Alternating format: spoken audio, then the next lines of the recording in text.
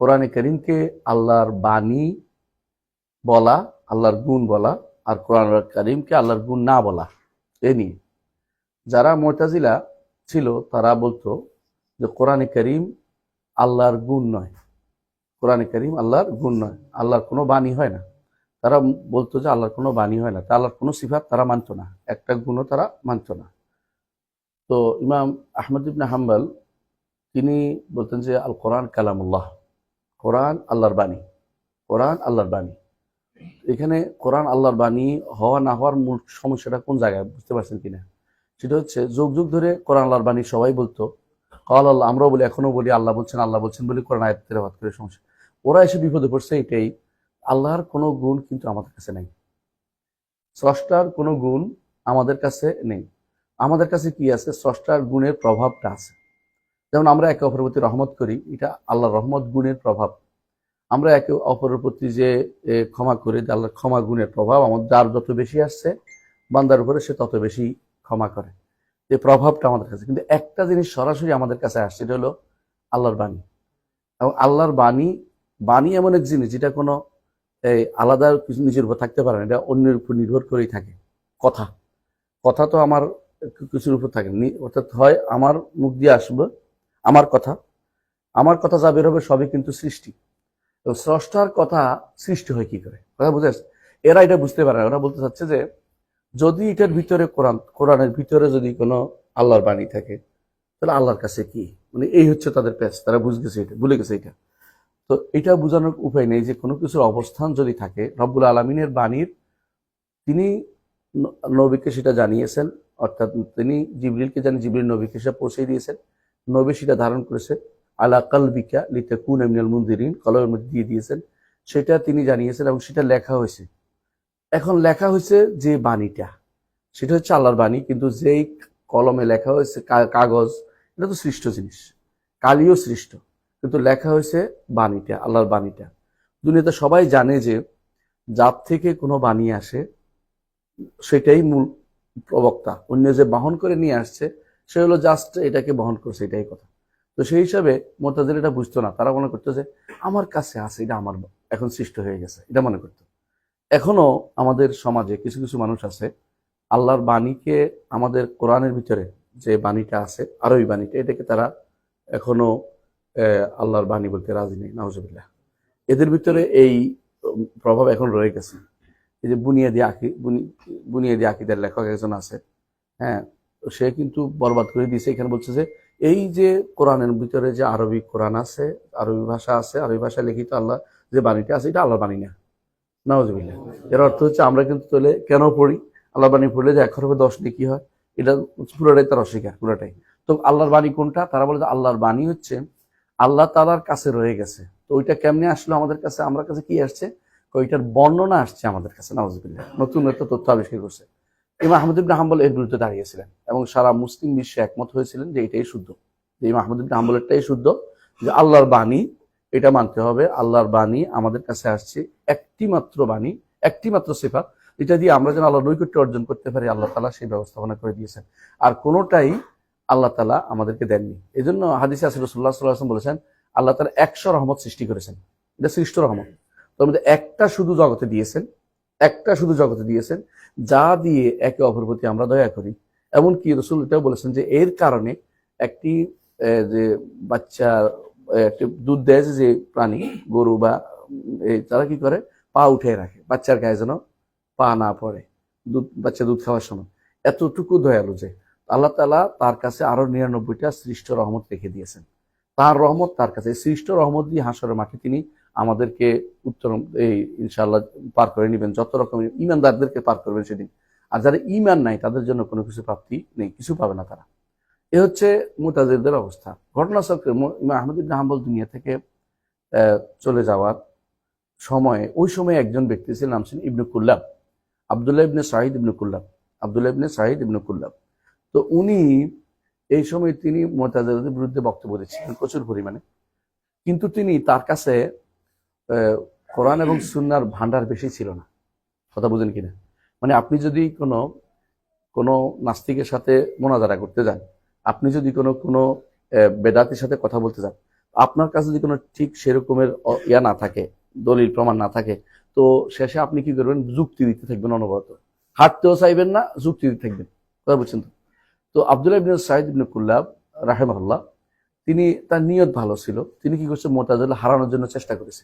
তো কিন্তু তিনি কোরআন হাদিসের নীতিতে আসেন নাই, উনি যুক্তি নীতিতে, তাদের বিরুদ্ধে যুক্তি দিতে আরম্ভ করছেন।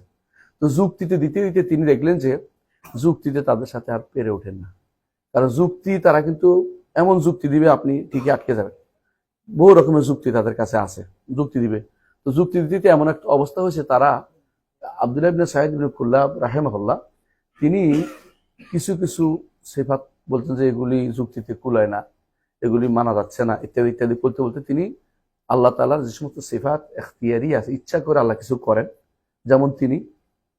যেমন কি করেন তিনি, আমরা হাদিস থেকে পাই যে তিনি হাসেন, তিনি কথা বলেন, তারপর তিনি অবাক হন, তিনি অবাক হন, এবং তিনি শেষ রাতে নেমে আসেন, এবং এই জাতীয় যে সমস্ত আফআল এখতিয়ারে, যখন ইচ্ছা তখন যা ইচ্ছা তা করেন। প্রতি রাত্রিতে তিনি কাউকে ক্ষমা করেন, কাউকে তিনি বিপদ থেকে উদ্ধার করেন, আল্লাহ তাআলা প্রতি রাত্রি কিছু করেন। কোরআনে কারিমে আল্লাহ তাআলা বলেন কুল্লু ইয়াউমিন হুয়া ফি শাআন, প্রতিদিনই তিনি কিছু না কিছু করেন। এইটাকে সে মানতে পারতেছে না কোনো রকমই। তিনি নিয়ত ভালো থাকলে কি হবে, এলমের এই জায়গাতে, যেহেতু কোরআন হাদিসের বিদ্যা যত বেশি থাকবে তত বেশি সহি মানায় থাকবে, বিশেষ করে হাদিস যার কাছে বেশি থাকবে সেই ব্যক্তি ধীরে ধীরে সঠিক পথে আসবেই, কারণ হাদিস হচ্ছে এই বিষয়ে আপনাকে সঠিক পথে নিয়ে যাবে। এজন্য আলী ইবনে আবি তালিব রাদিয়াল্লাহু আনহু, আপনার যার মনে আছে কিনা, তিনি যখন ইবনে আব্বাসকে পাঠাচ্ছিলেন যে তুমি এর সাথে মোনাজারা করো ওই খারিজদের সাথে, তখন বলছেন যে কোরআন দিয়ে মোনাজারা করো না। বলে কেন? বলে কোরআনে অনেক অর্থ ব্যাখ্যা করে দিবে, একটা এদিকে নিবে ওইদিকে নিবে, তুমি তাদেরকে রাসূলুল্লাহ সাল্লাল্লাহু আলাইহি ওয়াসাল্লামের জীবনী দিয়ে আটকাই দিবা। তিনি তাই করেছিলেন, রাসূলুল্লাহ সাল্লাল্লাহু আলাইহি ওয়াসাল্লামের জীবনী দিয়ে তাদেরকে আটকাচ্ছিলেন। তো উনি যেহেতু হাদিসের ক্ষেত্রে তার এত প্রাধান্য ছিল না, আব্দুল্লাহ ইবনে সাঈদ ইবনে কুল্লাব, এই জন্য তিনি যুক্তি দিতে দিতে গিয়ে একসময় তাদের যুক্তিগুলি আত্মস্থ করে ফেলছেন। এখন তার মাথা থেকে এই যুক্তি যায় না। তো উনি যখন, ওনার ছাত্র ছিল যারা, এদের ছাত্র হয়েছিল দুইজন, একজন হচ্ছে আবুল হাসান আশআরী, একজন হচ্ছে আবু মনসুর আল মাতুরিদি। এই জন্য বলতেছিলাম যে উনি এক মিলল কেন, মিলল এই জন্য যে দুই দিকের কথা মিলে গেছে এক জায়গাতে এসে, কারণ হচ্ছে দুইজনে আব্দুল্লাহ ইবনে সাঈদ ইবনে কুল্লাবের ছাত্র ছিলেন। আর আব্দুল্লাহ ইবনে সাঈদ ইবনে কুল্লাব যেই মানহাজ এখতিয়ার করেছিল হলো আকলানি মাযহাব, বিবেকে ধরলে মানি, বিবেকে না ধরলে মানতে পারছি না।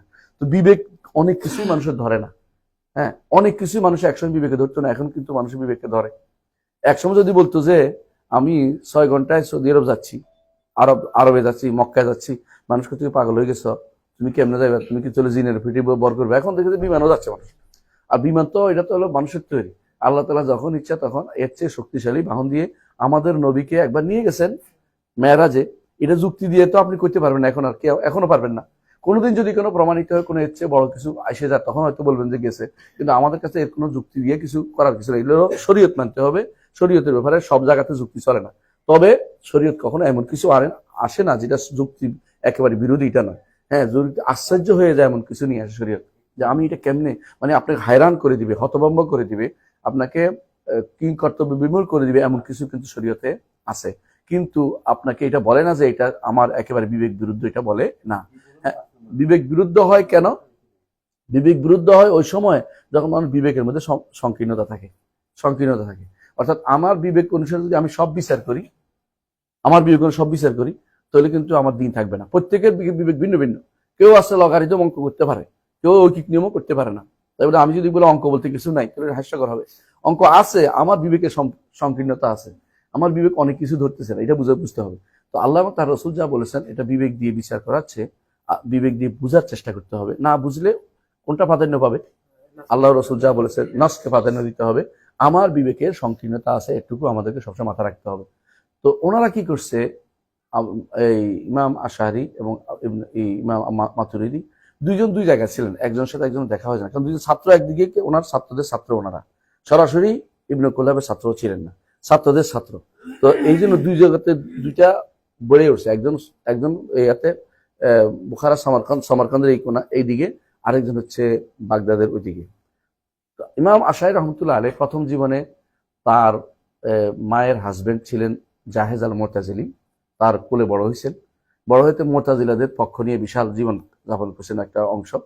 পরে একদিন মুতাজিলাদের সাথে ওনার ওনার মায়ের হাজবেন্ড, যেটা মানে বাপ বলেন যেটাকে, তো এরকম ওনার সাথে একদম তর্ক হওয়ার পরে তিনি বলছেন আমি আপনার সাথে নাই।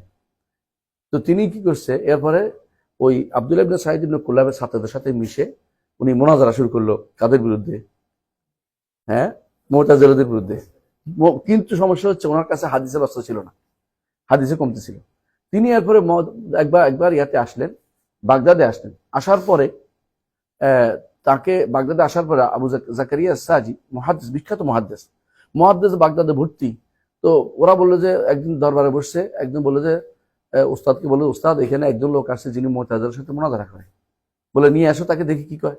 বলে কি করো তুমি? মোনাজারা করো। কি দিয়ে মোনাজারা করো? তোমার কাছে হাদিস আছে? বলে না। তুমি মোনাজারা করে বিপদে পড়বা। তুমি কি বিপদে পড়ো? এই হাদিস জানো? কয় না। তখন তিনি আবার একটা বই লিখতে নাম দিলেন আল ইবানা আন উসুলুদ দিয়ান। এই বইটা এখন পর্যন্ত প্রসিদ্ধ, এই বইটা সর্বশেষ বই।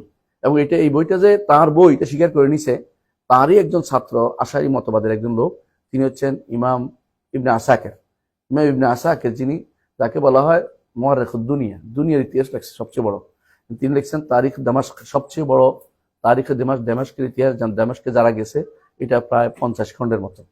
এই গ্রন্থটা তিনি লিখছেন 50 খণ্ড, এখনো 50 খণ্ড। এটা এইখান থেকে ওইখান পর্যন্ত উঁচু। তো এত বড়, আমি একবার কিনতে যাই, কিনি নাই, মানে বসে ইন্টারনেটে পাবো আশা করে বসে আছি। তো এই জন্য এই বড় জিনিসটা আমি বলতেছি, এই জন্য যে বিশাল বই। এই উনি কিন্তু স্বীকার করে গেছে যে ইবানা ওনাদের এই বই, মানে আশারের বই। কিন্তু বর্তমান আশারেরা ইবানা মানে না, এটা মানবো না, এটা সালাফিরা লিখে লিখে আমাদের নামে ছাপাই দিছে, ওরা এটা বলতেছে। কিন্তু আমরা বলতে ইবনে আসাকির কি বলছে, এখন আর চুপ মেরে থাকে যে ইবনে আসাকির বললে কি মানবো না, মানে মানবে না, এটাই কথা। আরেকজন যে বের হচ্ছেন ইমাম আবুল হাসান আল মাতুরিদি, তিনি মারা গেছেন 324-এ। আর ইমাম আবুল হাসান আশারি মারা গেছে, 324-এ। আর আবু মনসুর মাতুরিদি মারা গেছেন 333-এ, 333। এর দ্বারা বোঝা গেল 4th হিজরি শতকে তারা চলে আসছেন। এর আগের সাথে এটার একটা বিরাট গ্যাপ হয়ে গেছে, ওনাদের আকীদা মানহাজে একটা গ্যাপ হয়ে গেছে। আগের আকীদা মানহাজের উপরে কিন্তু ইতোমধ্যে শতাধিক বই লেখা হয়ে গেছে আলহামদুলিল্লাহ। আবু হানিফাও লিখছেন, এবং তারপরে আবু হানিফা রহমতুল্লাহ আলাইহি এবং তার ছাত্ররা তহাবি, এর আগেও অনেকগুলি বই গ্রন্থ লেখা হয়েছে। আমার কাছে এটার ইতিহাস আছে। এবং কি মুহাদ্দিসরা সবচেয়ে বেশি এবারে অগ্রণী। মুহাদ্দিসরা আর কিছু না হোক আকীদা ছাড় দেন নাই সবসময়। মুহাদ্দিসরা যে সবচেয়ে বড় কাজটা করেছে, আপনি দেখবেন ইমাম বুখারী রহমতুল্লাহ আলাইহি, ইমাম বুখারী যে কাজটা করেছে, আল্লাহ তাআলা কিয়ামত পর্যন্ত তার মর্যাদা সমুন্নত রাখুন, দোয়া করছি আল্লাহর কাছে, যে ইমাম বুখারী রহমতুল্লাহ আলাইহি তিনি কিতাবুল ঈমান দিয়ে শুরু করেছেন আর কিতাবুত তাওহীদ দিয়ে শেষ করেছেন। আপনি খেয়াল করেছেন? এই জন্য যে কিতাবুল ঈমানের মধ্যে যে সমস্ত ভুল আছে এগুলো শুদ্ধ করেছেন, আর কিতাবুত তাওহীদের মধ্যে যে সমস্ত ভুল আছে সেটাকে শুদ্ধ করেছেন। এই দুই জায়গায় যদি কেউ পড়ে কিতাবুল ঈমান এবং তাওহীদ, সে ব্যক্তি আকীদা শুদ্ধ হতে বাধ্য। কিন্তু শর্ত হচ্ছে বিশুদ্ধ আলেমদের কাছে পড়তে হবে, বিশুদ্ধ আলেমদের কাছে পড়তে হবে। তো এই ব্যাপারে আমাদের যারা আপনারা জানেন অনেকেই, যে আমাদের শেখ আব্দুল্লাহ গুনাইমান, তিনি কিন্তু কিতাবুত তাওহীদের ব্যাখ্যা করেছেন, আর কিতাবুল ঈমানের ব্যাখ্যা করেছে, উনিও ব্যাখ্যা করেছে, উনিরাও ব্যাখ্যা করেছেন। এই জন্য কিতাবুল ঈমান এবং তাওহীদটা ওনার কাছে পড়া দরকার। অন্যান্য কিতাব, প্রত্যেকটা হাদিসের কিতাবের মধ্যে অধ্যায় বিন্যাস করেছে আকীদা যেন বিশুদ্ধ, এরকম প্রত্যেকে একটা অধ্যায় বিন্যাস করেছেন। রদ্দে আলা জাহমিয়া তারা লিখছেন। এই রদ্দে আলা জাহমিয়া যে লিখছেন এই গ্রন্থগুলো হচ্ছে এই বাতিল আকীদার বিরুদ্ধে, এবং এগুলি একটা দুইটা নয়, এগুলো অনেক বই। আহমদ ইবনে হাম্বল নিজেই পর্বত সম দাঁড়িয়েছেন, এবং রদ্দে আলা জাহমিয়া জানা দেখা একটা বইও তিনি লিখেছেন। এরা কি করে, এরা সন্দেহ করে যে আহমদ ইবনে হাম্বল লেখে নাই, আহমদ ইবনে লেখে নাই, আহমদ ইবনে হাম্বল ছাত্ররা বলতেছে লিখছে। আর তোমরা সন্দেহ করার কারণটা কি? তোমরা তো ওনার অনুসারী না, তোমরা সন্দেহ করবে কেন? কিন্তু তারপর তারা সন্দেহ করে যাচ্ছে। মোট কথা এটাই যে এরপরে যারা আসছে, এরা দুই ভাগে ভাগ হয়ে গেছে উম্মতে মুসলিমা। একদল হলো আশারি, একদল হলো মাতুরিদি। কিন্তু ইমাম আহমদ ইবনে হাম্বলের যে নীতি, এটা কিন্তু একেবারে খাঁটি হিসেবে রয়ে গেছে মাঝখানে। ইমাম আহমদ ইবনে হাম্বলের নীতিটাকে কেউ নষ্ট করতে পারে নাই। 2-4 জন হাম্বলি, যেমন ইবনুল জাওজি রহমতুল্লাহ আলাইহি সহ আরো কয়েকজন, ওনারা ভুল পথে গেছে। কিন্তু বেশিরভাগ হানাবেলা, বেশিরভাগ আহমদ ইবনে হাম্বলের অনুসারী, তারা কিন্তু বিশুদ্ধ আকীদার উপরে ছিলেন। এবং এই বিশুদ্ধ আকীদার উপরেই পরবর্তীতে আলেমরা নির্ধারণ করেছে এটাই হচ্ছে সালফে সালেহিনের আকীদা। এই সালফে সালেহিনের আকীদা হচ্ছে ইমাম আহমদ, এই যেটা লিখেছেন আমাদের ইবনে তাইমিয়া রহমতুল্লাহ, এই কিতাবটা লিখেছেন। এবং তিনি উল্লেখ করবেন যে এই কিতাবের উপরে আমি লিখেছি, আমি কোনো নিজের হাম্বলি আকীদা নয়। যখন এই ইমাম আহমদ ইবনে হাম্বল চলে গেলেন, তখন এই দুইজনের কথা খুবই প্রসারিত হইল, যে ইমাম আবুল হাসান আশারি এবং ইমাম আবু মনসুর মাতুরিদি, এই সময় মুহাদ্দিসরা তাদের বিরোধিতা করতে আরম্ভ করলেন। মুহাদ্দিসরা বললেন যারা তাদের ইয়াতে যাবে, ক্লাসে যাবে, আমাদের ক্লাসে না আসুক। এবং কি তারা বললেন যে অমুক আসছে, তাহলে তোমার বের করে দাও। বলছে আমাদের এখানে বসবে না, কারণ সে আমাদের লোকদেরকে নষ্ট করে দেবে, আকীদা নষ্ট করে দেবে। এবং তারা তখন ভিন্ন ভিন্ন আকীদার বই লিখতে আরম্ভ করলেন, যেমন সুন্নাহ, আর-সুন্নাহ আল-বারবাহারি, আর-সুন্নাহ আল-ইউমুক, আর-সুন্নাহ বইগুলো আছে না, যতগুলি সুন্নাহ বই আছে। এবং ইমাম আহমদ ইবনে হাম্বলের ছাত্র এবং ছেলে আব্দুল্লাহ ইবনে আহমদ ইবনে হাম্বল, তিনিও আর-সুন্নাহ নামে বই লিখলেন। আর-সুন্নাহ আল-মারওয়াজি লেখা হলো, আর-সুন্নাহ ইবনে আবি আসিম লেখা হলো। সুন্নাহ নামে যতগুলি বই লিখেছে, কিন্তু দেখবেন যে এগুলি কোনো মাসলা সুন্নাত, ওই নামাজের সুন্নত না, এগুলি সবই হচ্ছে আকীদা। এগুলি সব হচ্ছে আকীদা। কেন? সুন্নাহ নামে তারা বুঝাইতে চাইলেন এটা, যে আহলুস সুন্নাহ হতে হলে এইটা তোমাকে মানতেই হবে, আহলুল বিদআহ হলে তুমি এর বাইরে চলবে। অর্থাৎ এই সুন্নাহ অর্থ ফরজ সুন্নাহ না, এই সুন্নাহ অর্থ হচ্ছে রাসূলুল্লাহ সাল্লাল্লাহু আলাইহি ওয়াসাল্লাম আদর্শ। রাসূল এই আদর্শ রেখে গেছেন, আকীদা ও মানহাজ, এটাকে তোমাকে অনুসরণ করে চলতে হবে। এই নীতির উপরে তারা লিখে যাচ্ছেন। ঘটনাচক্রে উম্মতে মুসলিমার মধ্যে একটা বিশাল পরিবর্তন এসে গেল।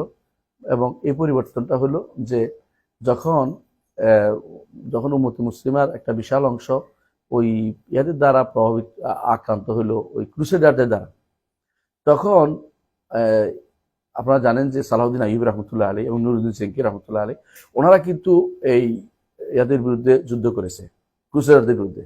তো তারা আবার ব্যক্তিগতভাবে শাফিঈ এবং হানাফি ছিলেন, জিংকি হানাফি ছিলেন, আর সালাউদ্দিন আইয়ুবী শাফিঈ ছিলেন। তো ওনারা শাফিঈদের তখন মত চলে আসছিল যে শাফিঈরা হবে আশআরী, হানাফিরা হবে মাতুরিদি, আর অন্যরা হইব সালাফি বা হাম্বলি, যেটা তারা মনে করে। এই জন্য তারা ওই গোষ্ঠীগতভাবে ভাগ হয়ে গেছে। এখন আর মাযহাবগত ভাগ হইতে হইতে গোষ্ঠীগত ভাগ হয়ে গেছে। কিন্তু এটা ছিল মূলত তখনকার আগে ইমাম আহমদ ইবনে হাম্বলের সময় এটা সবাইরই ছিল। আহমদ ইবনে হাম্বল ইমাম, সবাইরই ছিলেন, একসাথে ইমাম ছিলেন। এবং তখনকার সময় যারা বিরোধিতা করত, তারা একদিক দিয়ে, তখনকার সময় যারা বিরোধিতা করত তারা ইবনে আবি দুয়াদের অনুসারী ছিল। ইবনে আবি দুয়াদ একদিকে মুরতাজিলি, একদিকে হানাফি। কাজী আহমদ ইবনে আবি দুয়াদ, তিনি একদিকে কাজী, প্রধান বিচারপতি, মুসলিম বিশ্বের প্রধান বিচারপতি, বুঝতে পারেন কত বড় তার পদ। এবং তার অধীন তিনি নিয়োগও দিত, দেখে দেখে হানাফিদের নিয়োগ দিত, দেখে দেখে নিয়োগ দিত মুরতাজিলাদের। এই জন্য একটা বিশাল মুরতাজিলা জায়গা জায়গায় প্রসার লাভ করেছে। পরবর্তী মুরতাজিলা থেকে যখন ঘুরে গেছে, তখন তারা আর সালাফি আকীদাটা নিতে পারে নাই। তারা তখন তাদের গোষ্ঠীভুক্ত, যে আমাদের ইমাম মাতুরিদির আকীদাটা আমরা গ্রহণ করি, সেই হিসেবে তারা মাতুরিদি আকীদা অনেকে গ্রহণ করে নিয়েছে। বুঝে আসছে কথাটা? কেমনে মাতুরিদি আকীদা আমাদের মধ্যে প্রচার প্রসার হলো? মাতুরিদি আকীদার সর্বশেষ 3টা মাদ্রাসা এখন আছে। একটা মাদ্রাসা হচ্ছে দেওবন্দি মাদ্রাসা। একটা হচ্ছে, দ্বিতীয় মাদ্রাসা হচ্ছে কাউসারি মাদ্রাসা বলে আমরা, কাউসারিয়া। আরেকটা হচ্ছে বেরলভিয়া।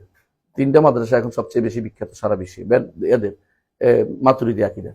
আর আশআরী আকীদার মধ্যে এই নামে রয়ে গেছে আশআরীটাই, এবং তাদের বড় জায়গা হচ্ছে আল আজহার, তারা এটা ছড়াচ্ছে সবচেয়ে বেশি। আর যারা সালাফি আকীদা ছড়াচ্ছে মদিনা ইউনিভার্সিটি, সৌদি আরবের আলেমরা, এবং এর বাইরেও আলহামদুলিল্লাহ মিশরে হোক এবং জর্দানে হোক, বিভিন্ন জায়গাতে সালাফি আকীদার প্রচার প্রসার হয়েছে। আপনারা শুনেছেন সবশেষে এমনকি এই সিরিয়াতেও যারা ক্ষমতায় এসেছে, তারাও সালাফি আকীদার পক্ষের লোক, যদিও তারা সবগুলি ছাড় দিতে হয়, কারণ ওখানে মানুষটা একরকম না, বহু রকম মানুষ আছে। কারণ আপনাকে অন্তত আমাদের সালাফি আকীদার বিরোধিতা না করলেই হলো, আমরা এটা মনে করি, যাতে করে আমরা হকটা প্রচার করতে পারি। কিন্তু বেশিরভাগ মানুষই হিংসা করে আমাদের সালাফি আকীদার বিরোধিতা করে। শেখ হুসাইন ইবনে তাইমিয়া রাহমাতুল্লাহ আলাইহি, তার সময় তিনি দেখলেন যে মামলুকরা কখন ক্ষমতায় গেছে বলতে পারবেন? বাগদাদ ধ্বংস হওয়ার পরে। বাগদাদ কখন ধ্বংস হয়েছে? 656 হিজরিতে। 656 হিজরিতে তাতাররা যে হালাকু খান বাগদাদ ধ্বংস করার পরে তখন মুসলিমদের খেলাফত কোথায় চলে যায়?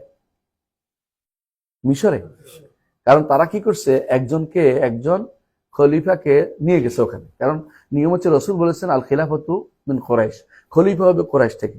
এখন আর কারে পায় না, তখন আব্বাসী একজন ছিল যেখানে বাগদাদে, তাকে নিয়ে গেছেন কোথায়?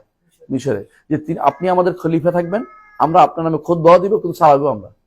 তো এরা মামলুকরা কি করছে, চালাইতো, আর খলিফাকে জাস্ট একটা ফরশো, যে একটা পোস্ট হিসাবে রেখে দিয়েছেন। যেমন এখন অনেকটা পোপের মতো আর কি, পোপ যেভাবে থেকে বসে থাকে, আর কোনো কাম নাই, অনেকটা সেরকম। তো উনি থাকতেন। তারপরেও একটা গুণ ছিল যে অন্তত তারা খেলাফতের জিনিসটা ধরে রাখছিলেন, এটা একটা বড় জিনিস ছিল। পরবর্তীতে এটাও ছিল না। পরবর্তী যখন ওসমানী খেলাফত, তখন সেখানে আর কোনো কোরাইশি কেউ ছিল না, সেটা শুধুমাত্র ওসমানীর। এই জন্য খেলাফত না হয় এটা ওসমানীয় রাজত্ব বলাটাই বেশি ভালো। এবং তারা অনেক খেদমত নিয়েছেন আল্লাহ তাআলা, এটা ভালো কথা। কিন্তু সরাসরি নসের দিক থেকে খেলাফত আসে না, কারণ খেলাফত হইতে হয় কোরাইশদের মধ্যে রাসূলুল্লাহ সাল্লাল্লাহু আলাইহি ওয়াসাল্লাম বলে দিয়েছেন খেলাফত কোরাইশ, এর বাইরে যারা হবে খেলাফতের কাজটা চালিয়ে নিতে পারবে, কিন্তু তারা সত্যিকারের খলিফা হওয়ার মতো যোগ্যতা তাদের শরীয়তের দৃষ্টিতে নাই। কথা বুঝছেন কিনা? তো এই হিসাবে খেলাফতের কাজটা চালিয়ে নিতে হবে, একজন না পাওয়া গেলে তো বন্ধ থাকবে না, এটা চালিয়ে নিচ্ছে। তারা ভালো কাজ করেছে যারা ওসমানীয় খেলাফত, কিন্তু তারাও বিভ্রান্ত হয়েছে শেষের দিকে, যেটা আমরা আলোচনা করতে চাচ্ছি না। মূল জায়গায় আসি, যেখানে আসছিলাম। তো যখন কোথায় চলে গেল খেলাফত, কোথায় চলে গেল? মিশরে। মিশরে চলে যাওয়ার পরে সেখানে আপনারা আগে থেকে জানেন যে ওখানে সালাউদ্দিন আইয়ুবীর কেন্দ্র ছিল এটা, তাই না? তো সেই যখন ওই এলাকাতে তখন ওই শাখাতে তখন সবচেয়ে বেশি বেশি আশারি মতবাদটা বেশি প্রচলিত ছিল। মাতুরি মতবাদের সাথে এই জন্য ইবনে তাইমিয়ার খুব একটা হয় নাই, কনফ্লিক্ট হয় নাই। কেন কনফ্লিক্ট হয় নাই? কারণ মাতুরি মতবাদ ছিল সামারকান্দের দিকে, আর সামারকান্দের দিকে তিনি খুব একটা সফর করেন নাই। তার বেশিরভাগ কাজ ছিল মিশর এবং সিরিয়ার মাঝে। ওই সামারকান্দ এলাকা কেন যান নাই? কারণ তখন সেটা দখল হয়ে গেছে কাদের? তাতারিদের। তাতারির দখলে চলে গেছে। তাতারিরা দখলে চলে যাওয়ার কারণে সেই এলাকার সাথে তার আর বড় ধরনের সম্পর্ক তৈরি হয়নি। সে আলেমদের সাথে দেখা হয় নাই এবং সেখানে তার সাথে কমপ্লিট, কিন্তু তিনি জানতেন তাদের মতবাদ, তিনি তুলে ধরেছেন যে তারা কি মতবাদ। অর্থাৎ যেহেতু 200 বছর 333 মারা গিয়ে থাকে, শাইখুল ইসলাম মারা গেছে 728, এর মধ্যে প্রায় 700 বছরের মতো তিনি তাদের অবস্থান সম্পর্কে জেনেছেন এবং সবচেয়ে সঠিক তথ্য তিনি দিয়েছেন ইবনে তাইমিয়া রাহমাতুল্লাহ তাদের সম্পর্কে। এজন্য তিনি জানতেন, কিন্তু মাতুরিদির মতবাদের বিস্তারিত তিনি আলোচনা করেননি। তো আশারি মতবাদের লোকেরা একই যেহেতু কাছাকাছি ছিল মতগুলো, তো তিনি এগুলো রদ করেছেন। এই সময় রদ করে তিনি বিভিন্ন জায়গাতে বলতেন, বিভিন্ন দার্সে আলোচনা করতেন। এইটা দেখে তারা খেপে যায়। কারা? আশারিরা খেপে গিয়ে তখনকার সময় এরা বিশাল পরিমাণে একটা গোষ্ঠী একত্র হয়ে গেল, যে সবাই মিলে তখনকার সুলতানকে লাগালো, রাজাকে লাগালো যে এই লোকে আপনার রাজত্ব নিতে চায়। মানে সরাসরি এইটা না বলিয়া ওইটা বললো, কারণ যদি বলে যে উনি ভিন্ন মত পোষণ করে, ভিন্ন মত থাকতে পারে, বলতে পারে, এই জন্য বলতেছে ও আপনার রাজত্ব নিতে চায়, মানে এমন ভাবে। তখন শাইখুল ইসলাম বলেছিলেন যে মুলকুকা মুলকুত্তাতা লা ইউসাবি ইনদি ফালসান, তোমার রাজত্ব তাতারিদের রাজত্ব আমার কাছে কোনো 1 পয়সারও মূল্য নাই। অর্থাৎ আমি রাজত্বের জন্য এই কাজ করছি না, আমি কোরআন এবং সুন্নাহ ভিত্তিক যে আকীদা রেখে গেছেন সালফে সালিহিন, সেটাই শুধুমাত্র আমি প্রচার করতেছি। এই সময় একদিন তিনি বসা ছিলেন, এমন সময় রদিউদ্দিন নামে ওয়াসেদ থেকে এক কাজী সাহেব আসছেন, রদিউদ্দিন ওনার নাম। তিনি এসে বললেন যে আমাদের এলাকায়, ওয়াসেদ তো ইরাকে, আমাদের এলাকায় এমন কাম করে দিয়েছে তাতাররা যেখানে আলেম রাখে নাই।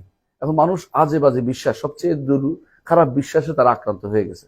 তো এই খারাপ বিশ্বাসে আক্রান্ত হওয়ার কারণে আমি আমার পরিবারের জন্য আপনি একটা আকীদার কাগজ লিখে দেন।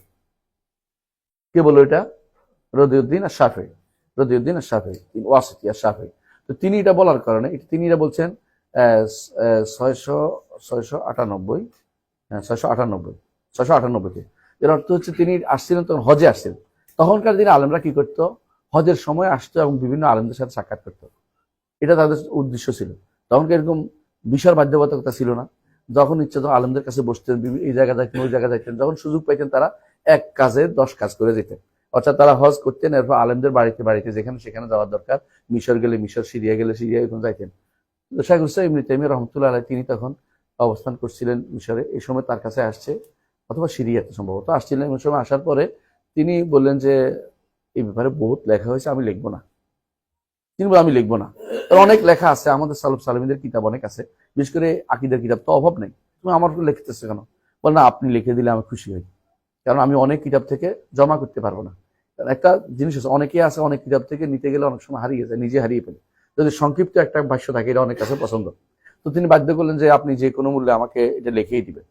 তখন তিনি আসর থেকে মাগরিবের মধ্যে এইটা লিখছেন, এই আসর থেকে মাগরিবের মধ্যে তিনি এই মতনটা লিখছেন এবং লিখে তিনি দিয়েছেন তাদেরকে। এবং সব বিভিন্ন তার ছাত্ররা কপি করে করে বিভিন্ন জায়গায় দিত, তার ফেস ছিল না, প্রত্যেকে কপি করে করে বিভিন্ন জায়গায় পাঠিয়েছেন।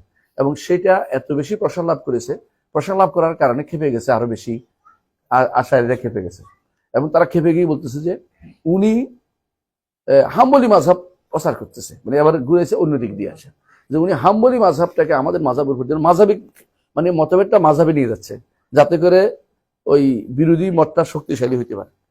তো তিনি বললেন যে তখন একাত্র করার পর তিনি বললেন যে আমি তো মাযহাবে কিছু আনি নেই, এই মতটা আহমদ ইবনে হাম্বলের, এটা আবু হানিফার, এটা মালিক, এটা শাফিঈ, এটা শুধু তাদের নয়, এটা তাবেঈদের, এটা সাহাবায়ে কেরামের, এটা রাসূলুল্লাহ সাল্লাল্লাহু আলাইহি ওয়াসাল্লাম। আমি তোমাদেরকে 3 বছর সময় দিলাম, 3 বছর সময় দিলাম। যদি এর মধ্যে যা আছে এই লেখার মধ্যে একটা জিনিস যদি তুমি ভুল ধরে দিতে পারো, সাহাবাদের থেকে বিভেদটা আনতে পারো, তাবেঈতে বিভেদটা আনতে পারো, তো আমি তো ফিরে যাবো, আমি তো ওয়াদা করছি। 3 বছর নয়, আজ কত বছর চলে গেছে। আলহামদুলিল্লাহ, কেউ এর মতো এটার মধ্যে ভুল ধরতে পারে না। এর একটা সংক্ষিপ্ত আকিদার ভাষ্য হচ্ছে এই আকিদা আল ওয়াসিতিয়া।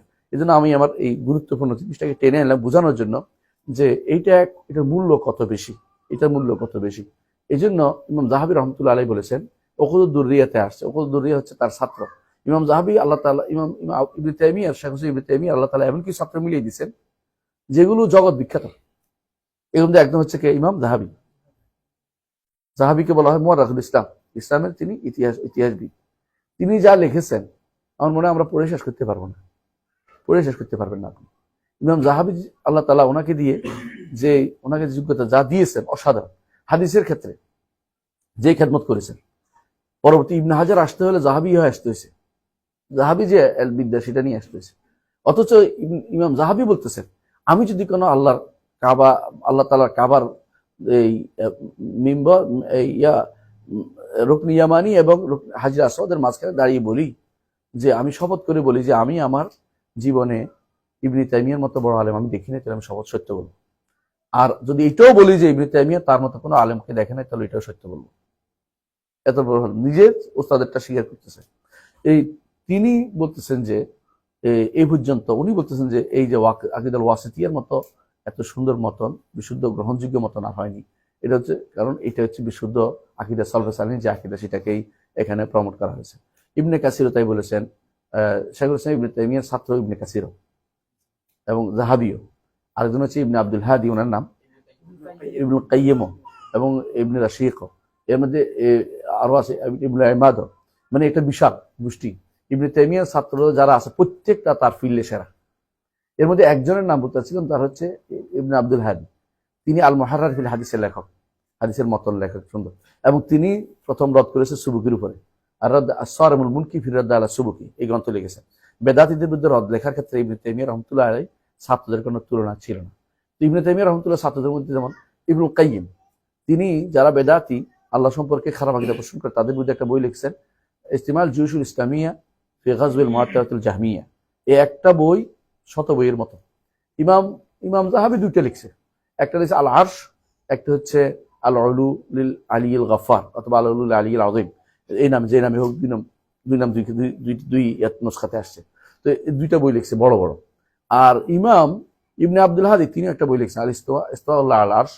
এই বইটা এখন পর্যন্ত বাংলা অনুবাদ হয়নি, আমি ইনশাআল্লাহ অনুবাদ করে যাচ্ছি, যদি বের হয়ে যায় ইনশাআল্লাহ দেখতে পাবেন। এটা আরেকটা সুন্দর বই বের হবে ইনশাআল্লাহ।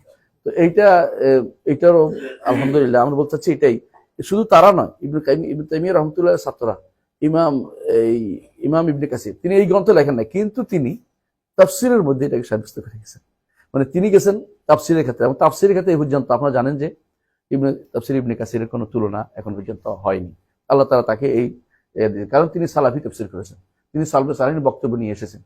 যখনই আয়াত এসেছে প্রথমে নিয়ে আসছেন যে এইভাবে হাদিস কি আছে, কোরআন আয়াত অন্যখানে কি আছে, তারপর হাদিস কি আছে, সালফে সালিহিন কি বলেছেন, সাহাবায়ে কেরাম কি বলেছেন, তাবেঈনরা কি বলেছেন, ইমামরা কি বলেছেন, আনতে আনতে শেষ পর্যন্ত লোগা থেকেও আনছেন। কিন্তু বেশিরভাগ জায়গাতেই তিনি সালফে সালিহিন বক্তব্যের মধ্যে সীমাবদ্ধ ছিলেন। এই জন্য তার এটা যে সালাফি তাফসীর। কোথাও কোথাও হ্যাঁ তিনি দুর্বল হাদিসও এনেছেন, দুর্বল বর্ণনা এনেছেন। এটা তার বর্ণনা এই জন্য এনেছেন যে এইভাবে বর্ণনা আছে, তোমরা দেখে নাও, আমি তো সনদ বাদে আনছি, তোমরা এরা বিশ্বাস করে বসো না। কারণ তাফসীরের ক্ষেত্রে অনেক সময় মুহাদ্দিসরা যারা সনদ দিয়ে বর্ণনা করে তারা দুর্বল হাদিস আনে এই জন্য যে এইটা কি চলে কিনা, ভবিষ্যতে কোনো প্রজন্ম দেখবে যে এটা কি চলনসই কিনা, যদি কোনো এর শাওয়াহিদ পাওয়া যায় কিনা, এর সাথে অন্য কিছু পাওয়া যায় কিনা, তারা দেখে নেবে। আমি এরপরে আমার সনদ দিয়ে বর্ণনা করার কারণে আমি আমার দায় মুক্তি ঘোষণা করতে পারি, এই জন্য তারা সেটা করেছেন। কিন্তু তাই বলে সব বেশিরভাগই তার এই তাফসীরটা হচ্ছে গ্রহণযোগ্য তাফসীর। কিছু অল্প স্বল্প কিছু জায়গা আছে যেগুলো বিতর্কিত জায়গা, যেগুলো দিয়ে দুর্ভাগ্যবশত বাতিল লোকেরা ওই শত ভালোটা দেখবে না, একটা দুইটা যদি কোনো কেবল পাইতে পারে কোথাও ভুল, এইটা দিয়ে তো পাইছি, যে এইটা দিয়ে তো দিতে হবে, উনি এটা করছে। কিন্তু এরপরে যে উনি আরো অনেক জায়গায় স্পষ্ট বলে দিয়েছে, এটা তাদের পছন্দ হয় না। এই জন্য বেশিরভাগ সময় তারা বিভ্রান্তিতে লিপ্ত থাকে। একটা যে এই জন্য আমাকে ইবনুল কাইয়িম রাহমাতুল্লাহ একটা কথা বলেছেন আমাদেরকে, তিনি বলছেন যে ইবনে তাইমিয়ার কথা আপনারা এটা মনে রাখেন, এটা সবসময়, যেটা হচ্ছে যে বাতিল সব সময় বাতিল, যারা বাতিলপন্থীরা কি করে, সবসময় কোরআন এবং সুন্নাহর মধ্যে কন্ট্রাডিক্টরি দেখাতে পছন্দ করে, যে এটার সাথে এটা বিরোধ লাগছে, সুতরাং আমি একটা নিতেই পারি, মানে এটাকে স্বাভাবিক করে ফেলা, বিরোধ দেখাইয়া স্বাভাবিক করে ফেলা, যে কোরআন এবং সুন্নাহর মধ্যে বিরোধ আছে, হাদিসে বিরোধ আছে, অথচ কোরআন এবং সুন্নাহর মধ্যে কোনোদিন বিরোধ হবে না, সহিহ হাদিসের মধ্যে এবং কোরআনের মধ্যে কোনোদিন বিরোধ হয় না। আর দ্বিতীয় হচ্ছে সহিহ হাদিসের মধ্যে কোনো বিরোধ হয় না। একটা যদি কোনোদিন বিরোধ দেখা যায়, বুঝতে হবে একটা আগে একটা পরে, একটা নাসেখ একটা মনসুখ, আগে এটা ছিল পরে এটা ছিল। অথবা দেখতে হবে রাসূলুল্লাহ সাল্লাল্লাহু আলাইহি ওয়াসাল্লাম দুইটাই অনুমোদন করেছেন, যেমন রাসূলুল্লাহ সাল্লাল্লাহু আলাইহি ওয়াসাল্লাম দুইটাই অনুমোদন করেছেন, এটা হতে পারে। হ্যাঁ, প্রশ্ন দেখে রাখেন, পরে শুনবো ইনশাআল্লাহ। আগে পরে অর্থাৎ যেমন ধরেন উদাহরণ দেই, রাসূলুল্লাহ সাল্লাল্লাহু আলাইহি ওয়াসাল্লাম একটা হাদিস, আপনার বুসরা বিনতে সফওয়ানের হাদিসটা আপনারা জানেন, যে তিনি বলছেন যে কেউ যদি তার লজ্জাস্থান ধরে তার ওযু চলে যাবে। এর মধ্যে তলাক ইবনে আলীর হাদিসে আসছে যে লজ্জাস্থান ধরলে ওযু যায় না, এটা তো টুকরা। তো সবাই হিসাব করে দেখছে তলাক ইবনে আলী আসছে তৃতীয় সালে, হিজরি 2য় সালে, আর বুসরা বিনতে সফওয়ান ইসলাম গ্রহণ করেছে 7ম হিজরিতে। এই জন্য তারা বলছে যে এটা নাসেখ, বুঝতে চাইছি এটা আগে এটা পরে, এরকম আগ পিছিয়ে না যায়। রাবির অবস্থান দেখে, রাবি কখন বলছে, কার সাথে কথা বলছে এবং তিনি কাছ থেকে শুনছে, সেই থেকে বোঝা যায় যে এটা আগে বা পরে হয়েছে। বুঝতে পারছেন কথাটা? এই কারণে কোনোদিনই হাদিস দুইটা, সহিহ হাদিস দুইটা বিরোধ হয় না। তো এরা কি করে, বেদাতীদের 1 নম্বর কাজ হচ্ছে বিরোধ দেখানো, বিরোধ দেখাইয়া সবকিছু বৈধতা নিয়ে আসার চেষ্টা করে। আমরা এটা উদাহরণ দিয়ে থাকি সবসময়, যে আল্লাহ তাআলা কোরআনে কারীম বলেছেন, ইয়াউমা ইউকশাফু আন সাকিন ওয়া ইউদউনা ইলা সুজুদ ফালা ইস্তাতিউন, যেদিন পিণ্ডলি উন্মুক্ত করা হবে এবং সিজদার জন্য আহ্বান করা হবে। কোন দিন এটা? হাসরের মাঠে যখন মুনাফিকরা আর ঈমানদাররা অবশিষ্ট থাকবে, আর বাকিরা কোথায় চলে যাবে? জাহান্নামে চলে যাবে। বাকি থাকবে এই দুই গোষ্ঠী। এই সময়ে এদের মধ্যে পার্থক্য করার জন্য আল্লাহ তাআলা বলবেন যে আমি তোমাদের রব। তখন তারা বলবে আমাদের রবকে আমরা চিনবো, তিনি তার পিণ্ডলি দিয়ে আমরা চিনতে পারবো। আল্লাহ তাআলা পিণ্ডলি মুক্ত করবেন, এটা হাদিস দ্বারা সাব্যস্ত। তো কোরআনের এই তাফসীর, কোরআনে কারীমে ইয়াউমা ইউকশাফু আন সাকিন ওয়া ইউদউনা ইলা সুজুদ ফালা ইস্তাতিউন, এটা সূরা সম্ভবত কিয়ামার মধ্যে সম্ভবত, হ্যাঁ কিয়ামার মধ্যে আসছে সম্ভবত। তো ওখানে এই আয়াতটার দ্বারা দুইটা তাফসীর পাওয়া গেছে। এক তাফসীর হচ্ছে এটা, যেদিন অবস্থা খুবই ভয়াবহ হবে, কঠিন হবে। কাশফু সাক বলতে কঠিন হওয়া কেনায় আছে, মানে মানুষ সাধারণত সোজা কথা বলে, আরেকটা হলো বুঝে দূরবর্তী ইঙ্গিত করে। দূরবর্তী ইঙ্গিতের কথা হলো অবস্থা খুব কঠিন হবে। এই ব্যাখ্যাটাও ইবনে আব্বাস থেকে বিশুদ্ধ। আবার ইবনে আব্বাস রাদিয়াল্লাহু থেকে আবার এটাও বিশুদ্ধ যে আল্লাহ তাআলা তার পিণ্ডলি উন্মুক্ত করবেন। আমাদের নিকট দুইটাই শুদ্ধ, কারণ ওই দিন অবস্থা খুব ভয়াবহ হবে এবং ওই দিন আল্লাহ তাআলা মানুষদেরকে পরীক্ষা করার জন্য তার পিণ্ডলি উন্মুক্ত করবেন। বেদাতীরা এখন কি করে, তো তাবিল হয়ে গেছে, তাবিল পেয়ে গেছি, ইবনে আব্বাস তাবিল করছে, এখন আমরা একটা নিব একটা বাদ দিব, আমরা তাবিল করা শুরু করে দিব। মানে এবার শুধু পাইছে, এখন যে কোনো ছিদ্রকে বড় করতে করতে এখন কি করছে, এটারে ছিঁড়ে ফেলছে, কম্বল ছিঁড়ে ফেলছে, মানে এমন কাজ করে। অথচ এটা হচ্ছে একই আয়াতে দুইটা তিনটা ব্যাখ্যা থাকতে পারে এবং এটা পরস্পর বিরোধী না হইয়া একটাকে সম্পূরক হতে পারে। অর্থাৎ সম্পূরক আমরা কেমন বলছি, এটা হতে পারে যে আল্লাহ তাআলা সেদিন অবস্থা ভয়াবহ এটা বুঝাচ্ছেন, আর সেদিন আল্লাহ তাআলা কাশফুস সাক করুন। সহিহ মুসলিমের হাদিস, বাবু সিফাতুল মুনাফিকিনের মধ্যে দেখবেন সহিহ মুসলিমের হাদিস, যে সেদিন আল্লাহ তাআলা আসবেন এবং আল্লাহ তাআলা তার পিণ্ডলি উন্মুক্ত করে বলবেন যে এখন তোমাদের কে আসো, আমাকে সিজদা করে দেখাও। তখন যারা মুনাফিক তারা সিজদা করতে পারবে না, তাদের পিঠ হয়ে যাবে একদম গরুর শিংয়ের মতো। গরুর শিং যেমন বাঁকা করা যায় না, এরকম তারা বাঁকা করতে পারবে না। তো এই জায়গাটুকুতে আপনি দেখছেন কিভাবে তারা ঢুকে এখন একটা জায়গা ধরে সমস্ত সিফাতের অপব্যাখ্যা শুরু করে দিয়েছে, যে এই তো পাইছি এখন সবগুলো আল্লাহর কুদরত, আল্লাহ তাআলা তিনি হাত মানি কুদরত করে ফেলতেছে, আল্লাহ তাআলার চেহারা মানি সন্তুষ্টি করে ফেলতেছে, এবং কি আল্লাহ তাআলার কেউ হাত কুদরতি ভাবে বানিয়ে ফেলছে, এবং এই জাতীয় যত তাবিল করতে পারে তারা এর মধ্যে ঢুকে দিচ্ছে। একটা তো পাইছি, কিন্তু এরা চিন্তা করলো না যে এটা সম্ভব অর্থটা, যেহেতু কাশফুস সাকের একটা অর্থ আগে থেকে আছে এবং এটা ব্যবহার করতে পারে, কিন্তু মূলটা তো অস্বীকার করা যায় না, মূলটা হাদিস দ্বারা সাব্যস্ত। আর নিয়ম হচ্ছে কোরআনের তাফসীর কে করে? প্রথমে কোরআনের পরে এরপরে রাসূলুল্লাহ সাল্লাল্লাহু আলাইহি ওয়াসাল্লাম। তো রাসূলুল্লাহ সাল্লাল্লাহু আলাইহি ওয়াসাল্লাম তাফসীর করে দিচ্ছে, আমাদের কাছে স্পষ্ট। তাহলে কোরআন তাফসীর ইবনে আব্বাস রাদিয়াল্লাহু আনহু হচ্ছে কোনটা বেশি প্রাধান্য পাবে? রাসূলুল্লাহটা। আর ইবনে আব্বাসের বিরোধী হচ্ছে না, তাহলে আমরা দুইটা তাফসীর দিতে পারতেছি। কিন্তু না, ওনারা এখন যেহেতু তার অন্তরের ভিতরে আছে বক্রতা, তিনি বক্রতাটা গ্রহণ করবেন, এই জন্য তারা এটাকে বাঁকা করে নিচ্ছে। এই জন্য প্রথম বেদাতীদের এক নম্বর লক্ষণ হচ্ছে তারা কি করে বলেন? হাদিস এবং কোরআনকে কন্ট্রাডিক্টরি দেখাবে। দ্বিতীয় নম্বর বেদাতীদের দ্বিতীয় নম্বর যে নীতি তারা, সেটা হচ্ছে সবসময় তারা সবসময় তারা যে কাজটা করতে চায় সেটা হচ্ছে যে তারা যে জায়গাতে একটু বুঝতে অসুবিধা হয় এইটার কাছে নিয়ে যাবে, যেটা একদম স্পষ্ট। স্পষ্ট বর্ণনাকে অস্পষ্ট বর্ণনার কাছে নিয়ে যাবে। আর আমাদের নীতি হচ্ছে অস্পষ্ট বর্ণনাকে স্পষ্ট বর্ণনাকে দেখতে হবে। কোরআনে কারীমে আল্লাহ তাআলা আমাদেরকে জানিয়ে দিয়েছেন যে আম্মাল্লাযিনা ফি কুলুবিহিম যায়গুন ফায়াত্তাবিউনা মা তাশাবাহা মিনহু ইবতিগাআল ফিতনাতি ওয়া ইবতিগাআ তাউইলি। যাদের অন্তরে বক্রতা আছে ওরা কি করে, যে অর্থটা দেখতে অসুবিধা হয় বুঝতে, এইটাকে নিয়ে গিয়ে অন্যগুলিকে এটার আন্দাজে নিয়ে যাবে।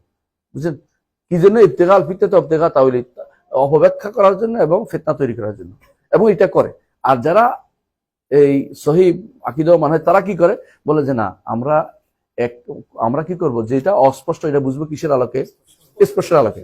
যেমন ধরেন কোরআনে কারীমে আল্লাহ তাআলা বলছেন ইন্না আতাইনাকাল কাউসার। ইন্না অর্থ কি? আমরা, নিশ্চয় আমরা। আমরা না না আমি, আমরা না আমি, আমরা, তাই না? ইন্না।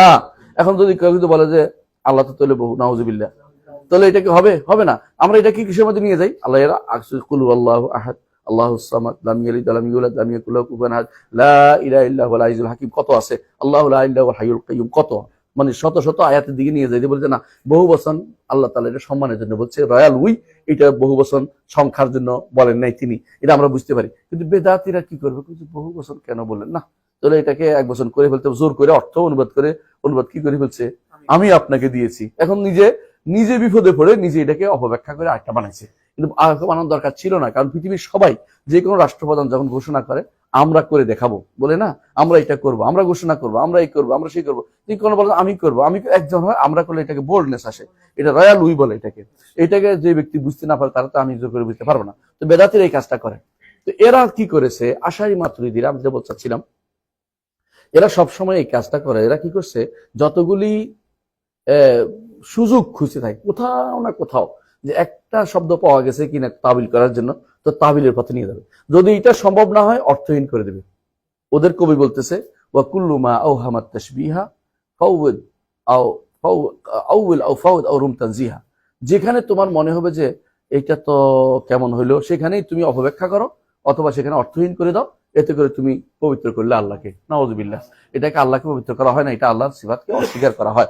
ইবনে তাইমিয়া রাহমাতুল্লাহ আলাইহি এই নীতিগুলিকে অস্বীকার করে জানিয়েছেন যে কারণ এটাকে এত গুরুত্ব দেওয়ার কারণটা কি আপনি বলেন তো? হতে পারে একজন মানুষ বলতে পারে যে তাওহীদ না করছে, অসুবিধা কি? হ্যাঁ, অসুবিধা হচ্ছে এটাতে তাওহীদের বিষয়, এটা যে ঈমানের বিষয়, বুঝেন কিনা? সাধারণ কোনো বিষয় না। ধরেন একজন বলতে পারে, আমি বুঝাতে চাচ্ছি, একজন বলতে পারে যে কোনো মাসালা এরকম আছে, ফিকহের মাসলা আছে, 2-3টা আমল হচ্ছে একই সাথে। যেমন যারা মক্কায় যায়, আপনি দেখছেন যে ইমাম কিভাবে পড়ে আর মুক্তাদি কিভাবে একরকম পড়ে না। মালিকিরা এসে কি করে হাত ছেড়ে দিয়ে পড়তেছে, হানাফিরা নাভির নিচে বাঁধতেছে, আর হাম্বলিরা বুকের উপর বাঁধতেছে, আর সালাফিরা একবারে বুকের উপর নিয়ে লাগাচ্ছে। একজন একে পড়তেছে, এ নিয়ে কেউ বাদাবাদি করতেছে, হাম্বলিরা উপরে রাখতেছে, অথবা পেটের উপর রাখতেছে, অথবা বুকের কাছাকাছি রাখতেছে। তো এইটা নিয়ে বাড়াবাড়ি হচ্ছে না কেন? কারণ এটা এমন জায়গা যেখানে বাড়াবাড়ি হওয়ার মধ্যে ইমানের কোনো খলল হবে না, নামাজের কোনো বাতিল হবে না। কথা বুঝছেন কিনা? নামাজ বাতিল হবে না কেন? এটা সুন্নত বিষয়। কিন্তু এই জায়গাটা যে জায়গাটা আমরা আকীদার বিষয়টা, এটা কিন্তু সুন্নতের বিষয় না, আকীদার বিষয়টা হচ্ছে ইমানের জায়গা। এবং এখানে যদি কোনো খলল হয়, ত্রুটি হয়, তাহলে একজন মানুষের ইমান চলে যেতে পারে। এবং এর কারণে রাসূলুল্লাহ সাল্লাল্লাহু আলাইহি ওয়াসাল্লাম যে বলেছেন যে আমার উম্মত 73 ভাগে বিভক্ত হবে, হ্যাঁ, একদল ছাড়া সবাই জাহান্নামে যাবে। তো জাহান্নামে যাওয়ার জন্য এই ব্যক্তি তখন জাহান্নামে যাওয়ার জন্য তৈরি হইতে হবে, কারণ আর কোনো পথ নাই। কিন্তু ধরেন মাসালা ইখতিলাফ হয়েছে যে হাত কোথায় বাঁধবে, অথবা রফিয়েদিন করে না অনেকে আছে, অথবা এক হাতে মুসাফা, 2 হাতে মুসাফা নিয়ে ঝগড়া হচ্ছে, এগুলির কারণে কিন্তু কেউ জাহান্নামে যাওয়ার কথা বলা হয় না। কারণ এগুলি উম্মতের মধ্যে আগে থেকে কিছু কিছু খেলাফ ছিল। সাহাবায়ে কেরামের মধ্যে অনেক মাসালা খেলাফ ছিল, একটা মাসালা তাদের মধ্যে, একটা আকীদার মাসালা খেলাফ ছিল না। কিন্তু এরা কি করে, আকীদার মাসালা খেলাফ বানানোর জন্য কথাকে তাবিল করবে, ঘুরাবে, মিথ্যা বর্ণনা নিয়ে আসবে, এমনকি ইবনে আব্বাস রাদিয়াল্লাহু আনহু থেকে যা বর্ণিত নয়, শুদ্ধ নয়, সেগুলিকে শুদ্ধ দেখার চেষ্টা করবে। এগুলি তাদের নীতি, মানে ভুল নীতি। এখন এইটা নিয়ে ঝগড়া করতে গেলে শেষ পর্যন্ত বলে তা আপনারটা শুদ্ধ, ওনারটা শুদ্ধ না কেন? এটা হচ্ছে সনদের বিষয়। সনদ কাদের কাছে? মুহাদ্দিসদের কাছে। সনদ মুহাদ্দিসদের কাছে, ওনাদের কাছে কি যুক্তি, আর আমাদের কাছে কি সনদ।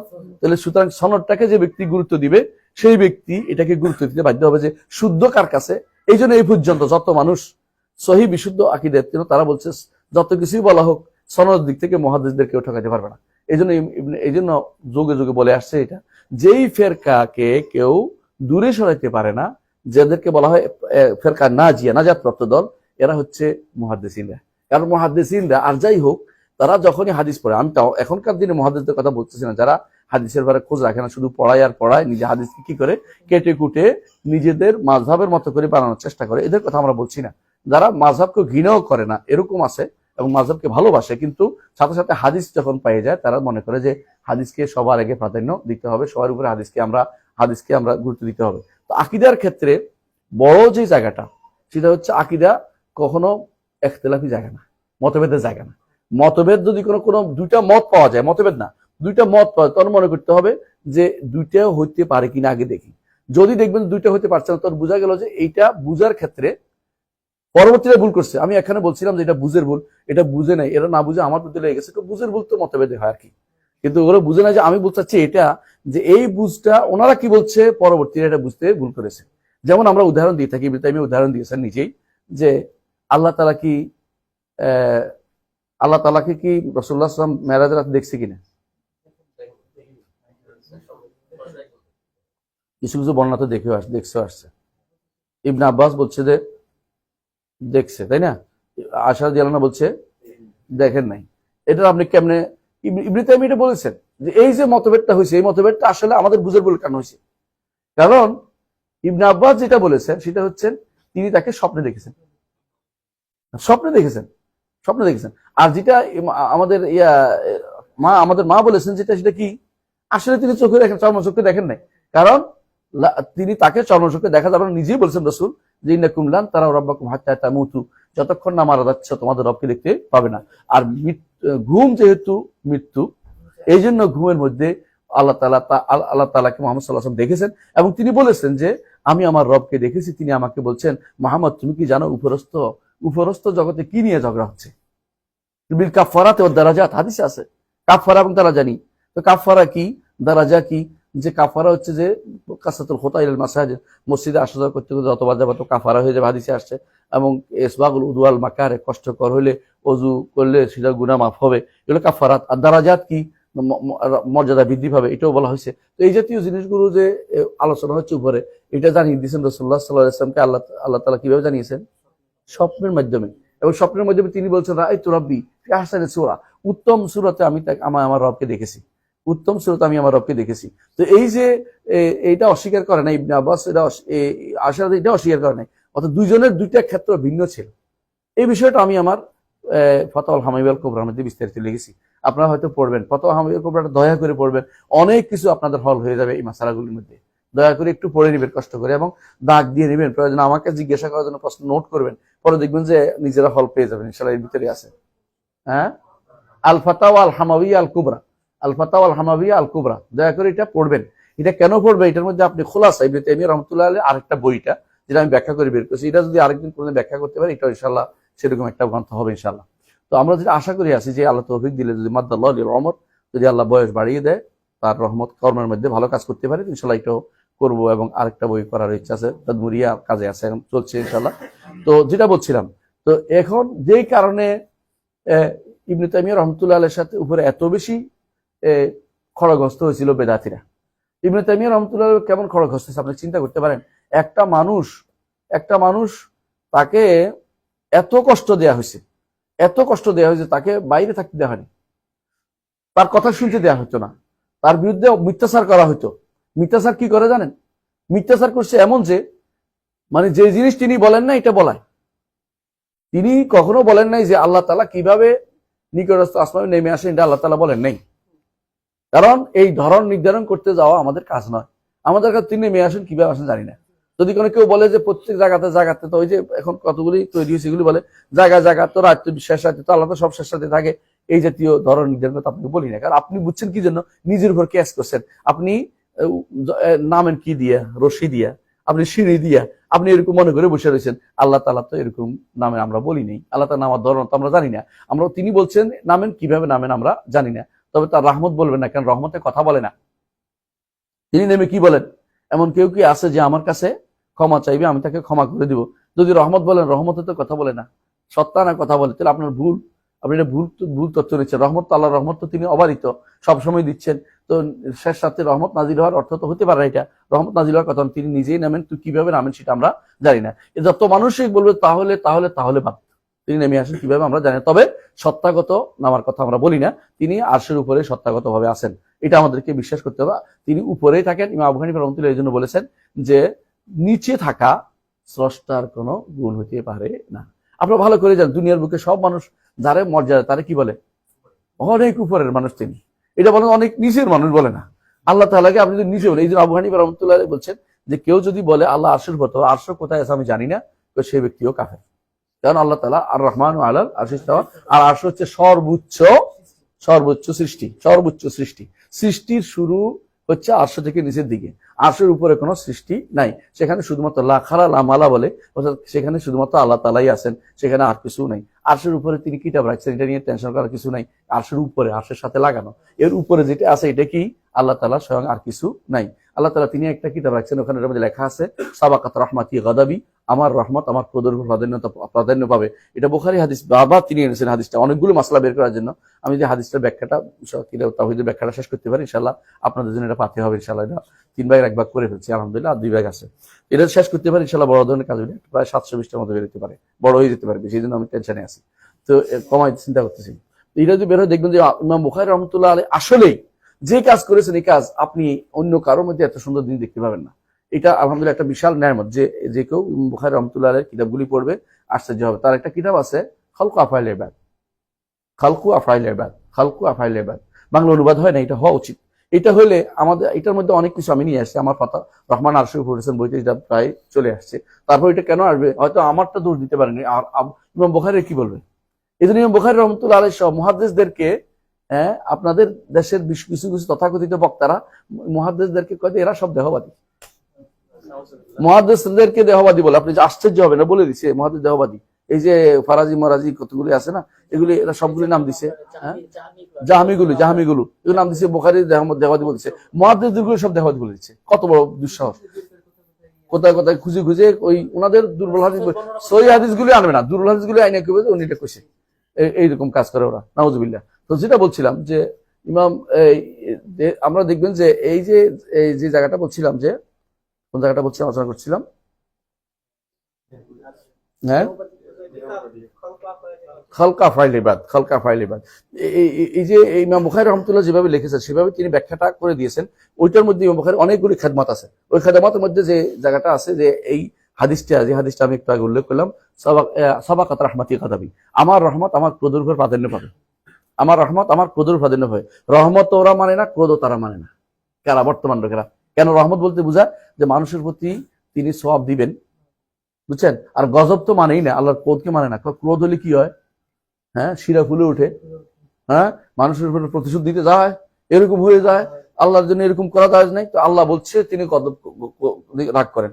হ্যাঁ, কোরআনে কারীম আছে গাদিব আল্লাহ আলাইহি, আল্লাহ তার উপর প্রধান নিতে হন। এরা এটা মানতে রাজি নেই। এরা বিভ্রান্ত কত রকম হয়েছে আপনি বুঝতে পারছেন। এই জন্য ইবনে তাইমিয়া রাহমাতুল্লাহ আলাইহি সহজভাবে এই কিতাবটা লিখেছেন আমাদেরকে বোঝানোর জন্য। আমরা ওই কঠিন জায়গা যাব না, শুধু একটুকু বলবো, এই ভাইরা যে ভুলটা করেছেন, কারা? আশারি মাতুরিদিরা, এই ভুলগুলি জেনে নিতে হবে। অনেকের কাছে এটা নতুন, অনেক ভাইরা নতুন আসছেন, কিন্তু আপনাদের যারা তালেবে ইলম তারা বোঝা দরকার এর মধ্যে কোথায় কোথায় ভুল করেছেন। আমি আমার ফাতাওয়াল হামাইয়াল কুবরার মধ্যে বিস্তারিত লিখেছি কোন কোন জায়গায় ভুলটা আছে। এবং কি এর মধ্যে প্রথম ভুল হচ্ছে, আমাদের নিকট আকীদার উৎস কি? কোরআন এবং সুন্নাহ, প্রথম উৎস। ওদের নিকট প্রথম উৎস হচ্ছে বিবেক, বুঝতে পারছেন? তো আকলকে তার প্রাধান্য দিচ্ছে। আমাদের নিকট ঈমান অর্থ কি? স্বীকৃতি দেয়া। ওদের নিকট ঈমান অর্থ শুধু বিশ্বাস, বুঝে আসছে কথাটা? এবং বিশ্বাস আনলে আর কিছু লাগবে না, আমল করা লাগবে না। আমাদের নিকট আমল ঈমানের অন্তর্ভুক্ত, এরা আমলকে ঈমান অন্তর্ভুক্ত মনে করে না। আমাদের নিকট ঈমান বাড়ে কমে, ওদের নিকট ঈমান বাড়েও না কমে না, সবচেয়ে কোরআন বিরোধী কথাবার্তা সবগুলি। এগুলি সবগুলি কোরআনে কারীম। আল্লাহ বলছে লিয়াজদাদুল্লাযিনা আমানু ঈমান বাড়ে, ওরা বলছে ঈমান বাড়ে না কমে না। আচ্ছা, তাহলে দেখুন আমাদের নিকট তাওহীদ হচ্ছে 3টি অংশ, ওরা বলছে না তাওহীদ হচ্ছে শুধু আল্লাহকে রব মানলে তাওহীদ হয়ে যাবে। আমাদের নিকট শিরিক হচ্ছে কবর পূজা করলে শিরিক হবে, আমলি শিরিক। ওদের নিকট আমলি শিরিকে না, ওরা এটা আমল শিরিক মনে করে না। এই জন্য দেখবেন ওদের কাছে বিশাল কবর পূজা হচ্ছে, পাশেই বিশাল ওদের প্রতিষ্ঠান। কোনোদিন বলে না যে এই তোমরা এটা বন্ধ করে, এটা বলে না, হচ্ছে কবিরা গুনাহ করতেছে, মুখে বললে বলে শিরিক বলতে চাই না, শিরিক হয় না ওদের কাছে। এটা এই কারণগুলি হচ্ছে এই জায়গাটা। আমি শুধু কয়েকটা উদাহরণ দিলাম, মসজিদের মধ্যে কবর আছে, তারপরে শিরিক বলে রেগে যায়, হ্যাঁ শিরিক বলতে সবকিছু। আমাদের নিকট কেউ যদি আল্লাহর চেয়ে অন্য কাউকে বেশি ভালোবাসে শিরিক করলো, ওদের কাছে না কোনো ব্যাপারে না এটা, নাউজুবিল্লাহ। এই জাতীয় তারা আল্লাহকে সর্বত্র বিরাজমান এর মধ্যে ঢুকেছে। অথচ এটা কিন্তু ইমাম আশারীর কথা ছিল না, এটা ইমাম আশারী এটা বলে নাই কোনোদিন, ইমাম মাতুরিদিও বলে নাই, এটা ওরা পরবর্তী ঢুকেছে, জাহামিয়াদের কথা এখানে নিয়ে আসছে। এই জন্য শুনেন, অনেকে বলে থাকেন যে তাকে আপনি কাফের বলবেন, আমরা পুরা গোষ্ঠীকে কাফের কখনো আমরা বলি না, আমরা বলি যে এরা ফেরকা হয়ে গেছে, যে ফেরকার ব্যাপারে রাসূল বলছেন যে এরা জাহান্নামে যাবে, কারণ এরা আহলুস সুন্নাহ ওয়াল জামাত খুল্লাত, যারা খালেস আহলুস সুন্নাহ ওয়াল জামাত থাকতে পারে নাই, কিন্তু এরা জাহান্নামে যাওয়ার জন্য এলিজিবল পারসন হয়ে গেছে, কারণ তারা যে সমস্ত কথা বলে এগুলি আহলুস সুন্নাহ ওয়াল জামাতের কথা নয়। রাসূল যেটা বলেছেন, মা আনা আলাইহি ওয়া আসহাবি, যার উপর আমি আছি এবং আমার সাহাবীরা আছে, এর উপর তারা নাই, সুতরাং তারা ওই যে 72 ফেরকার ভিতরে ঢুকে গেছে। কিন্তু এদের মধ্যে কেউ কেউ 72 ফেরকার বাইরে চলে গেছে, মানে একেবারে 73 ফেরকা, যারা জাহান্নামে যাওয়ার জন্য যারা কাফের হয়ে গেছে ওদের মধ্যে চলে গেছে। যারা বলবে, এদের মধ্যে যারা বলবে যে আল্লাহ তাআলা সর্বত্র বিরাজমান, অথবা আল্লাহ তাআলা, যারা আল্লাহ তাআলার সিফাতকে পুরো অস্বীকার করবে, কোরআন অস্বীকার করবে, আল্লাহ কোরআন বাণী বলবে না, এরা কিন্তু ইমানদার হতে পারে না, এরা কাফের সরাসরি। কিন্তু এরা এগুলি বলে যাচ্ছে, এরা কিন্তু ইমাম আশারিও বলে নাই, মাতুরিদিও বলে নাই। বোঝা যাচ্ছে দিন দিন অবস্থা আরো খারাপের দিকে যাচ্ছে। এদের যত বেশি আকলকে প্রাধান্য দিবে, যত বেশি নস থেকে দূরে থাকবে, তত বেশি বিপজ্জনক বিপদের মধ্যে পড়বে। তো আমরা ওদিকে আর লম্বা না করি, বুঝাতে চাচ্ছি এটাই যে আমরা যে জায়গাটুকু নিয়ে আলোচনা করতে চাচ্ছি, এটা হচ্ছে বিশুদ্ধ আকীদা নিয়ে আলোচনা করতে চাচ্ছি। বিশুদ্ধ আকীদা যখন আপনি জানবেন, তখন এর বিরুদ্ধে আকীদাটা আপনাকে, যেহেতু আপনাকে তারা বিভিন্নভাবে ঢুকাইতে চাইবে, তখন আপনি এটা নিবেন না, বলছেন না এগুলো নিব না, আমি বিশুদ্ধ আকীদা বিশ্বাসী, আমি কোরআন এবং সুন্নাহ যা আছে সেটাতে বিশ্বাসী, আমি অতিরিক্ত কোনো কথা বলবো না বা অতিরিক্ত কোনো কথা চিন্তা করবো না। এই নিয়ে শাইখ হোসেন ইবনে তাইমিয়া রাহমাতুল্লাহ আলাইহি যা বলেছেন, আমরা সেটা নিয়ে শুরু করি। কেমন? বিসমিল্লাহির রহমানির রহিম। প্রথমে বিসমিল্লাহির রহমানির রহিম, আলহামদুলিল্লাহিল্লাযী আরসালা রাসূলাহু বিল হুদা। প্রথমেই আল্লাহর হামদ প্রকাশ করেছেন। বিসমিল্লাহ বলছেন প্রথমে, বিসমিল্লাহ কেন বলছেন? বিসমিল্লাহ দিয়ে কোনো কিছু শুরু না হয়। ইমাম নাসাই তার কুবরাতে বলেছেন, ইবনে মাজাহ বলেছেন বিসমিল্লাহ দিয়ে শুরু করলে সেটা হবে গ্রহণযোগ্য, বিসমিল্লাহ বাদে হলে এটা কর্তৃত কাজ হয়। এই জন্য আল্লাহ তাআলা তার বাণীকেও বিসমিল্লাহ দিয়ে শুরু করেছেন। আর রাসূলুল্লাহ সাল্লাল্লাহু আলাইহি ওয়াসাল্লাম যখন চিঠি লিখতেন বিসমিল্লাহ দিয়ে শুরু করতেন, চিঠি লিখতেন, এবং যুগে যুগে আলেমরা যখন তাদের গ্রন্থ লিখতেন বিসমিল্লাহ দিয়ে শুরু করতেন, তিনিও বিসমিল্লাহ দিয়ে শুরু করেছেন। এই জন্য বিসমিল্লাহ দিয়ে যে কোনো কাজ করা উচিত। বিসমিল্লাহ এক নাম হচ্ছে বাসমালা, যদি পুরোটা লেখে, হ্যাঁ, যদি আপনি বিসমিল্লাহির রহমানির রহিম এটাকে বলে বাসমালা। আর যদি কোনো শুধু বিসমিল্লাহ বলে এটাকে বলে তাসমিয়া, সামিল্লাহ ও কুল বিয়ামিনিকা। এই জন্য খাবার সময় কি বলতে হয়? তাসমিয়া। অর্থাৎ কি? বিসমিল্লাহ। খাওয়ার সময় বিসমিল্লাহির রহমানির রহিম পুরোটা না। কথা পার্থক্য বুঝছেন তো? পার্থক্য আছে। একটা হলো বাসমালা, একটা হলো তাসমিয়া, পার্থক্য আছে। হ্যাঁ, তাহলে কখনো বিসমিল্লাহ, কখনো তাসমিয়া। এই জন্য কাপড় পরার সময় বিসমিল্লাহ, ঘরে ঢুকার সময় বিসমিল্লাহ, খাবারের সময় বিসমিল্লাহ, ওযুর সময় বিসমিল্লাহ, তাই না? তো আপনারা এটা জেনে নিতে কখন কোনটা বলতে হবে। একটা হলো তাসমিয়া, একটা হলো বাসমালা। এই বিষয়ে আমরা তাফসীরের মধ্যে উল্লেখ করেছি, প্রথম সূরা প্রথমেই শুরুতেই উল্লেখ করেছি, আশা করি দেখে নেবেন ওখানে কোথায় কি আছে, তাফসীরের মধ্যে উল্লেখ করেছি, আপনারা দেখে নেবেন ওখানে। বিসমিল্লাহ তাফসীরের মধ্যে আসছে যে এটা কিভাবে। হ্যাঁ, এখন অ্যাভেলেবেল নেই ইনশাআল্লাহ। 5 ঘন্টা আছে, এটা আবার পুরোপুরি একটা অ্যাপস এর মধ্যে আসবে। CWI একটা ওয়েবসাইট আসতেছে ইনশাআল্লাহ। CWI ওয়েবসাইটে যেভাবে আগে আপনারা islamhouse.com ব্রাউজ করতেন, এরকম একটা এই ওয়েবসাইট করতেছি ইনশাআল্লাহ। তাফসীরটা সবার আগে থাকবে 5 খন্ড একটা। এটাও আছে, এটার জন্য এটাও আপডেট হচ্ছে না, ওই ওরাই দিচ্ছে না, মানে ওই ইয়ারা ডেভেলপার না, ওই পাঠাইলে ওরা আপডেট দেয় না, ওরা তো আটকে রাখে। আমাদের নিজস্ব কোনো ইয়া নাই যে আমরা সার্ভার নাই, তো গুগল আটকে রাখে, গুগল আটকে রাখতেছে বারবার। গুগল এটা বন্ধ করার কোনো পথ থাকলে জানিয়ে দিবেন, মানে ওরা আটকে রাখে, দেয় না, নইলে আমাদের তো এখানে আরো শত শত হইতে পারে একসাথে। জি, তো আমরা যেটা আসি, বিসমিল্লাহির রহমানির রহিম, অর্থ তো করা লাগবে না, তাই না? জানেন সবাই এটা। আলহামদুলিল্লাহ, আলহামদুলিল্লাহিল্লাযী আরসালা রাসূলাহু বিল হুদা। তিনি বলছেন আল্লাহ তাআলার প্রশংসা করছেন তিনি। হামদ কাকে বলে? হামদ এবং প্রশংসার মধ্যে একটা পার্থক্য হচ্ছে এটা যে সাধারণত প্রশংসা যে কোনো মানুষ করতে পারে, দুনিয়ার উদ্দেশ্যে থাকতে পারে। যেমন কি প্রশংসা করলে টাকা পয়সা দিবে, প্রশংসা করলে আমার চাকরি দিবে, প্রশংসা করলে আমার একটা পদ দিবে, হ্যাঁ। কিন্তু এটা হলো মাদহ। আর হামদ যখন হয়, তখন অর্থ হলো যাকে অন্তর থেকে ভালোবেসে এবং যাকে সম্মান করে এবং যাকে মর্যাদা তুলে ধরে, আপনার অন্তরের ভিতরে মর্যাদা আছে, এটা তার উত্তম গুণগুলি উল্লেখ করার নাম হচ্ছে হামদ। বুঝছেন কিনা? পার্থক্য বুঝছেন দুটোর মধ্যে? একটা হচ্ছে অন্তরের ভালোবাসা, অন্তরের মহব্বত, অন্তরের বড়ত্ব দিয়ে আসে, এটা হলো হাম। আর যেটা এমনি মানুষ করে, প্রশংসা করে সাধারণত, এটা হলো মাদহ এবং এটা হলো থানা। এটা দুনিয়ার মানুষ হইতে পারে। এই জন্য হাম শুধুমাত্র আল্লাহ রাব্বুল ইজ্জতের জন্য খাস, তিনি তার জন্য হাম করা হয়। দুনিয়ার মানুষ একে অপরকে মাদহ করে, কিন্তু হাম যখন হয় তখন এটা আল্লাহর জন্য খাস হয়ে যায়। এই জন্য শুধু প্রশংসা অনুবাদ করলে এটা আসে না। এই জন্য আমার আব্বা সবসময় অনুবাদ করতেন হামদ জাতীয় প্রশংসা বলতে, কারণ এটা রিয়াই ভিন্ন, এটা এই এটা নীতি ভিন্ন। এটার মধ্যে হাম জাতীয় প্রশংসা তিনি বলতেন। কেন? তাদের শুধু প্রশংসা না, এটা ভালোবাসা অন্তর থেকে আসে, এবং এটা পরিপূর্ণ ভালোবাসা মর্যাদা দিয়ে যেটা বলা হয় এটা হলো হাম। এই জন্য যখন একজন মানুষ বলে সালাতের মধ্যে আলহামদুলিল্লাহ রাব্বিল আলামিন, আল্লাহর জন্য ভালোবেসে মর্যাদা দিয়ে এবং তাকে বড়ত্ব ঘোষণা করে, তখন তার জন্য প্রশংসা করা হচ্ছে। এটা মনে রাখতে হবে। শুধু প্রশংসা করছে তা নয়, অর্থাৎ এটা অনবরত আল্লাহ তাআলা প্রশংসা করে হামদকে। এই জন্য আলহামদুলিল্লাহ এটা কি উত্তম জিকির না দোয়া? লা ইলাহা ইল্লাল্লাহ উত্তম উত্তম জিকির, আর আলহামদুলিল্লাহ উত্তম দোয়া। বুঝছেন তো? উত্তম, এটার মাধ্যমে আপনার চাওয়া হয়ে যাচ্ছে। তাকে ভালোবেসে যখন কিছু চাইছেন, ভালো চাওয়া দুই রকম আছে, একটা হচ্ছে প্রশংসার চাওয়া, আরেকটা হচ্ছে প্রার্থনা দেওয়ার চাওয়া। আপনি যে অনবরত প্রশংসা করতে থাকেন কারো, এটাও কিন্তু তার কাছে এক ধরনের প্রশংসা, যে সে আমার কাছে এত প্রশংসা কেন করছে, কিছু একটা চাইয়ের মতো। আল্লাহ তাআলা খুশি হন যখন তার প্রশংসা বেশি হয়। এই জন্য দেখেন রাসূলুল্লাহ সাল্লাল্লাহু আলাইহি ওয়াসাল্লাম তিনি বলেছেন যে ইয়ার মধ্যে আরাফার মাঠে আমরা কি বলবেন, কি বলি আমরা? লা ইলাহা ইল্লাল্লাহু ওয়াহদাহু লা শারীকা লাহুল মুলকু ওয়া লাহুল হামদু ওয়া আলা কুল্লি শাইইন কাদির। এর মধ্যে কোনো চাওয়া নেই, শুধু প্রশংসা। আবার যখন আপনি দেখেন এর মধ্যে যখন দাঁড়াই এই মারওয়াতে সাফাতে, তখন কি বলি?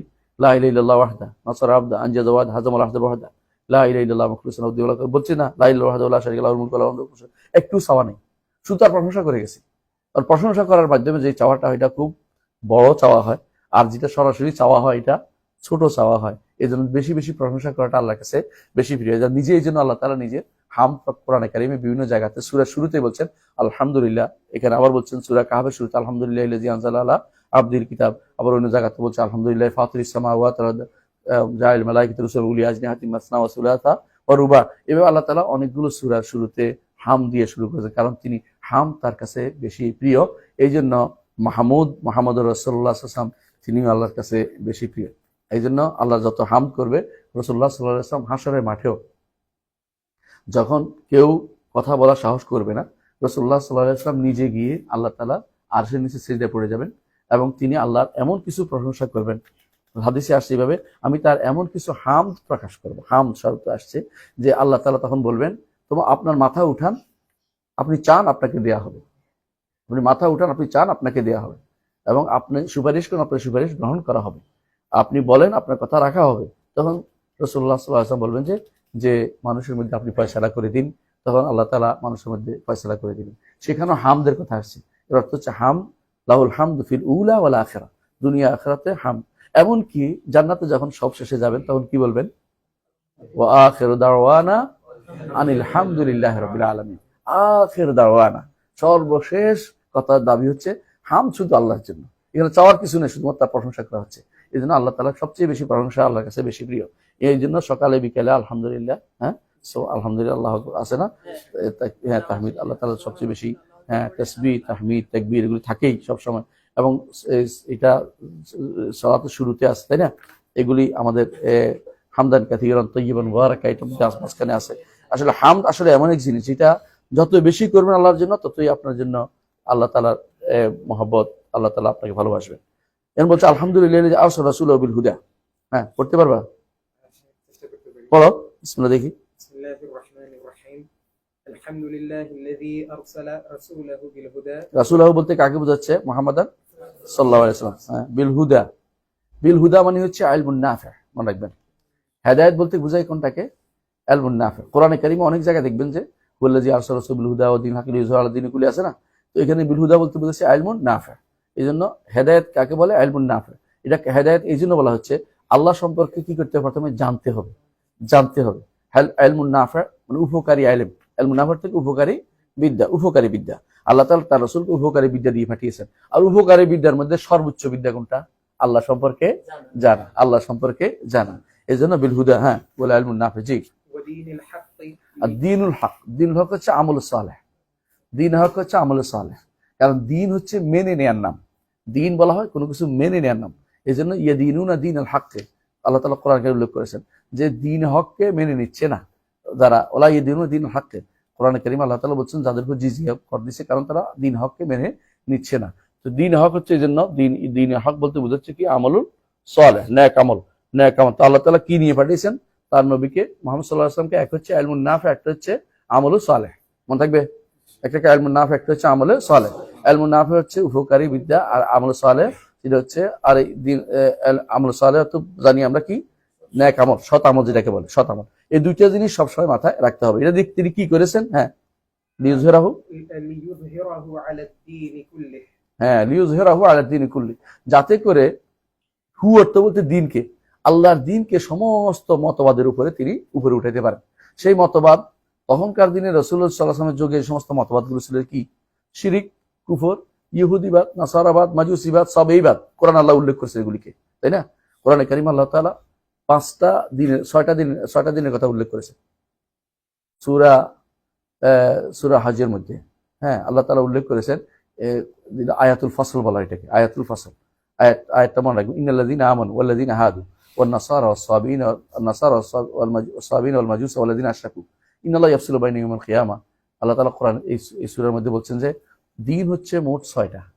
এর মধ্যে প্রথম হচ্ছে ঈমানদাররা, তারপরে ইহুদিরা, তারপরে নাসারা, তারপরে সাবিরা, তারপরে মাজুসরা। এরপরে আল্লাহ তাআলা সবগুলো একসাথে করে দিয়েছে, একটা করে দিয়েছে ওয়াল্লাযীনা আশরাকু, আর বাকিগুলো সে একসাথে করেছে না, বলি শিরিককারী। বুঝছেন কথাটা? তাহলে কয়টা দিন বলছে? 6টা দিন। এই সমস্ত দিন, এর বাইরে যত মতবাদ যুগ যুগ ধরে আসবে, এখন এগুলি সব এটা অন্তর্ভুক্ত। এগুলির উপরে আল্লাহ তাআলা ইসলামকে উঠানোর জন্য আল্লাহ তাআলা তার নবীকে পাঠিয়েছেন। অর্থাৎ কেউ যদি বলে যে, আমি বোঝানোর জন্য বলতেছি, আবার কারণ তর্ক আপনারা অনেকের বিশ্বাস কিরকম আছে আমি জানি না, কিন্তু সত্য কথা এটাই যে আপনি ইসলামকে পরিপূর্ণ বিশ্বাস করতে হবে, যে ইসলামের উপরে কোনো কিছু হতে পারে না। দ্বিতীয় হচ্ছে যে ইসলামের সাথে অন্যগুলি সাংঘর্ষিক বিশ্বাস করতে হবে। আপনি যদি বলেন যে ইসলামও চলে, আমার সমাজতন্ত্র চলবে, না, হবে না, এটা ভুল কথা, এটা চলতে পারে। ইসলামও চলে, গণতন্ত্র চলে, এটাও ঠিক না, এটাও ভুল। ইসলামও চলে, আবার ওই সেকুলারিজমও চলে, এটাও চলবে না। আর ইসলামও চলে, এগুলি চলে না। কারণ আসলে কি, কারণ সমস্ত মতবাদের উপরে, সমস্ত দিন এবং মতবাদের উপরে এটাকে আল্লাহ তাআলা ইসলামকে উপরে ওঠানোর জন্য তার নবীকে পাঠিয়েছেন। এবার আপনি যদি মুসলিম হয়ে থাকেন, আপনাকে অবশ্যই এগুলিকে ডিলেট করে, অন্তরকে খালেজ করে আল্লাহর জন্য ফিরে আসতে হবে। অন্য কোনো মতবাদ কোনোভাবে আপনার অন্তরে রেখে দিতে পারবেন না। রাখলে যতটুকু রাখবেন অতটুকু কুফর এবং নিফাক আপনার ভিতরে ঢুকে আছে। যদি কোনোদিন মনে আসে যে ওইগুলি এটা সমান্তরাল, তাহলে আপনি কাফের হয়ে গেছেন। যদি মনে করেন যে ইসলাম এখন বর্তমান সমস্যার সমাধান করতে অক্ষম, তাহলে আপনি কাফের হয়ে যাবেন। তাহলে আল্লাহ তাআলা যে কারণে তার নবীকে পাঠিয়েছেন, এটা হচ্ছে সমস্ত ইহুদি, নাসরানি, যত রকম দিন মতবাদ আছে সবগুলোর উপরে ইসলামকে উপরে উঠানোর জন্য, দিনকে ইসলাম উপরে উঠানোর জন্য, তাকে গালেব করার জন্য, জয়ী করার জন্য তিনি পাঠিয়েছেন। হ্যাঁ,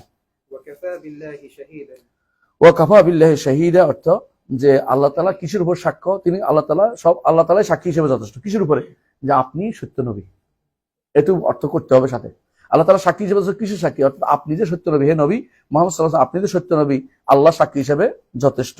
আল্লাহ তাআলা আরো এই যথেষ্ট সাক্ষী হিসেবে এটা যে আল্লাহ আপনাকে সাহায্য করবেন, আপনার দিনকেও সাহায্য করবেন। আল্লাহ তাআলা তাই করেছেন। ওই আয়াত অনুসারে সম্পূর্ণরূপে আমরা সেটার ব্যাখ্যা পেয়েছি। কেমন? আলহামদুলিল্লাহ। وأشهد أن لا إله إلا الله وحده لا شريك له إقرارا به وتوحيدا। আচ্ছা, আশহাদু আল্লা ইলাহা ইল্লাল্লাহ, আমরা সাক্ষ্য দিচ্ছি যে আল্লাহ ব্যতীত মাবুদ, সত্য লাগবে এখানে কথা একটা, আল্লাহ ব্যতীত সত্য কোনো উপাস্য নেই। উপাসনা কি জিনিস এটা একটু জানা দরকার আমাদের। উপাসনা কি জিনিস? ইবাদত কি জিনিস? ইবাদত কাকে বলে? ইবাদত কিসে হয় এবং কিভাবে হয়, কি দিয়ে হয় এবং কিভাবে হয়, দুইটা জিনিস মনে রাখতে হবে। যে কোনো জিনিস, ধরে যে কোনো জিনিস, বিল্ডিং যদি কোনো বিল্ডিং এর পরিচয় যদি জানা হয়, তাহলে কি দিয়া হয়, কিভাবে হয়। বিল্ডিং কি দিয়া হয়? এই চুন, সিমেন্ট, বালু দিয়া। কিভাবে হয়? মেস্তরি এইভাবে বানায়, ঠিক না? দুইটা জিনিস থাকে, প্রত্যেকটা জিনিসের দুইটা সাইড হয়। ঠিক ইবাদতেরও দুইটা সাইড আছে, এটা কি দিয়া হয় এবং কিভাবে হয়, বুঝছেন কিনা? কি দিয়া হয় ইবাদত? ইবাদত হয় কি দিয়া? ভালোবাসা, পরিপূর্ণ ভালোবাসা, এবং না কি দিয়া না, এটা কিভাবে হয়? পরিপূর্ণ ভালোবাসা, পরিপূর্ণ বিনয় দিয়ে হয়। অর্থাৎ আপনি যখন ইবাদত করবেন পরিপূর্ণ ভালোবাসা এবং বিনয় দিয়ে আপনাকে আলহামদুলিল্লাহ রাব্বিল আলামিন করতে হবে। হ্যাঁ, আল্লাহু আকবার যখন বলবেন বিনয় এবং ভালোবাসা থাকতে হবে। এটা হলে হবে না আল্লাহু আকবার সামিআল্লাহু লিমান হামিদা রব্বানা লাকাল হামদ, কিছু কিছু মানুষ দেখেন না তৈরি করতেছে এখন, এবং এটার নাম শুনেছেন আপনারা? হ্যাঁ, জোরে জোরে। হ্যাঁ, না এটা করতেছে, হিজবুত তাওহীদ নামে একটা বের হয়েছে। এরা এরা মনে করছে সালাত হচ্ছে ট্রেনিং এর নাম। সালাত আর্মি ট্রেনিং দেখাচ্ছে। আমি নিজে ছবি দেখছি, আমি আশ্চর্য হয়েছি, আমি তো দেখি নাই, ওই যে ফেসবুকে দেখছি যে এরা এরকম করতেছে এরকম করতেছে। আমি কি এটা কোন ধরনের কথা? কারণ তারা ইবাদত বুঝে নেই। ইবাদত হতে হলে দুইটা জিনিস অবশ্যই লাগবে, আল্লাহর জন্য পরিপূর্ণ ভালোবাসা এবং পরিপূর্ণ বিনয়। এই দুইটা যতক্ষণ পর্যন্ত একত্রিত না হবে আপনার সালাত আল্লাহ গ্রহণ করবেন না। কারণ আপনি যদি কেন দাঁড়াইছেন কি জন্য, যে আমি একজন আমাকে বলছিল যে সালাতের মধ্যে খুব ভালো এক্সারসাইজ আছে, তাহলে আপনার ভালোবাসা নাই, বিনয় নাই।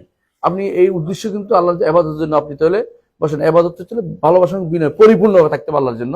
যদি এর কোনো একটা অন্য কাউকে দেন, ইবাদত হতে হলে দুইটাই লাগবে, পরিপূর্ণ ভালোবাসা পরিপূর্ণ বিনয়।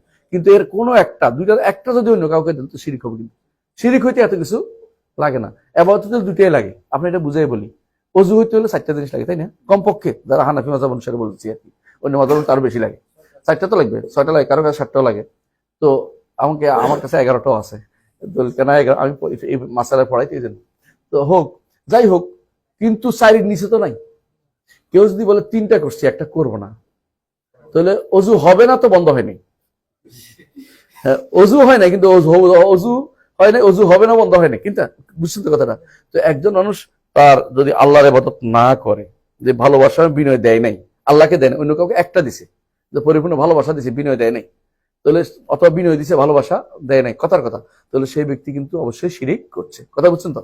এই জন্য একজন মানুষ তার কোনো কোনো টাকারও ভালোবাসে, টাকার জন্য বিনয় প্রকাশ করে, এমন বিনয় যেটা আল্লাহর জন্য করা দরকার। এখন আপনি চিন্তা করেন, সালাতের মধ্যে যে বিনয়টা আল্লাহর জন্য আপনি করেন, টাকা পাওয়ার জন্য, চাকরি পাওয়ার জন্য, এই বিনয় আপনি এর চেয়ে বেশি বিনয় করেন কিনা একটু চিন্তা ভাবনা করে দেখেন। আমরা বলবো না। এই জন্য রাসূলুল্লাহ সাল্লাল্লাহু আলাইহি ওয়াসাল্লাম যেটা বলেছেন তা হচ্ছে আব্দুদ দিনার। কখনো কখনো দিনারের দাস হয় মানুষ, টাকার দাস হয়, কখনো কখনো পয়সার দাস হয়, কখনো কখনো কাপড়ের দাস হয়, চাদরের দাস হয়, কখনো কখনো সম্মানের দাস হয়ে যায়। সম্মান পাওয়ার জন্য তারে যেমনি পাওয়া যায় এমনি তারে ধরে, চাকরি পাওয়ার জন্য ধরে, অথবা পদ পদবি পাওয়ার জন্য ধরতে থাকে। এমনকি আল্লাহর কাছে এই বিনয় তার আসে না, ওর কাছে যত বিনয় তার হয়। বুঝছেন কিনা? অনেকে বলে যে নাস্তিকরা, দেখবেন নাস্তিকরা কারো ইবাদত করে না, এটা মিথ্যা কথা। নাস্তিকরা দেখবেন যে লেনিনের সামনে কি করতেছে, চোখের পানি ফেলতেছে, মাও সেতুংয়ের সামনে চোখের পানি ফেলতেছে। ওরা কিন্তু যতই বলেন এরা যে বিনয় প্রকাশ করে না তা নয়, এই বিনয়টা হচ্ছে ইবাদত কিভাবে হয়, ইবাদত কিভাবে হয়, বুঝছেন তো? ভাবটা আপনার হয় পরিপূর্ণ ভালোবাসা, পরিপূর্ণ বিনয়টা আল্লাহর জন্য হবে। এটা যদি কোনো একটা অংশ বা পুরোটাই যদি আল্লাহ ছাড়া কারোর জন্য দেওয়া হয়, কি হবে? শিরিক হয়ে যাবে। আচ্ছা, আরেকটা হচ্ছে কি দিয়া হয়, কি দিয়া হয় ইবাদত? ইবাদত হয়, আর ইবনে তাইমিয়া রাহমাতুল্লাহ নিজে অনুযায়ী ব্যাখ্যা করেছেন, ইবাদত হয় একটা হচ্ছে ইসমুল জামিউ লিকুল্লি মা ইউহিব্বুল্লাহু ওয়া ইয়ারদা মিনাল আকওয়াল ওয়াল আমাল সালিহা ওয়াল যাহির ওয়াল বাতিন। অর্থাৎ পরিপূর্ণ এই ইবাদত হয় এমন প্রতিটি কথা ও কাজ, প্রতিটি কথা ও কাজ, প্রকাশ্য অপ্রকাশ্য, এমন প্রতিটি প্রকাশ্য অপ্রকাশ্য কথা ও কাজ যা আল্লাহ ভালোবাসেন এবং পছন্দ করেন। বুঝছেন কিনা কথাটা? কেমনে বুঝবেন? কোরআন এবং সুন্নাহর মধ্যে ইবাদত এটাকে করতে বলা হয়েছে। আল্লাহ ভালোবাসেন বলেই তো করতে বলছেন, আল্লাহ পছন্দ করে বলতেন তো করতে বলছেন। যেমন ধরেন সালাত, প্রকাশ্য না প্রকাশ্য? প্রকাশ্য। আল্লাহ করতে বলছেন, করেন, তাহলে এইটা দিয়ে ইবাদত করতে হবে, এইটা দিয়ে ইবাদত করতে হবে, তাই তো? আচ্ছা ধরেন ভালো আল্লাহকে ভয় করা, প্রকাশ্য না অপ্রকাশ্য? অপ্রকাশ্য। কিন্তু কইছে কিনা? আল্লাহ তাআলা বলছে কিনা ফালা তাখাফু মুখাফুনি, তাদেরকে ভয় করো না, কাফেরদের ভয় করো, আমাকে ভয় করো। আল্লাহ বলছে কিনা আমাকে ভয় করো। ফালা তাখশাউ ওয়াখশাউনি, তাদেরকে তাদের ব্যাপারে আশঙ্কা করো, আমাকে আমার ব্যাপারে ভয়ের আশঙ্কা করো যে আমি তোমাদেরকে জাহান্নামে দিতে পারি। আল্লাহ বলছে কিনা? তো এখন খাসিয়া কার জন্য হবে? আল্লাহ, খাওয়াব আল্লাহর জন্য। তাহলে বোঝা যাচ্ছে প্রত্যেকটা আশা কার কাছে করতে হবে? আল্লাহর কাছে করতে হবে। অন্য কারো কাছে অতিরিক্ত আশা করলে কি হবে?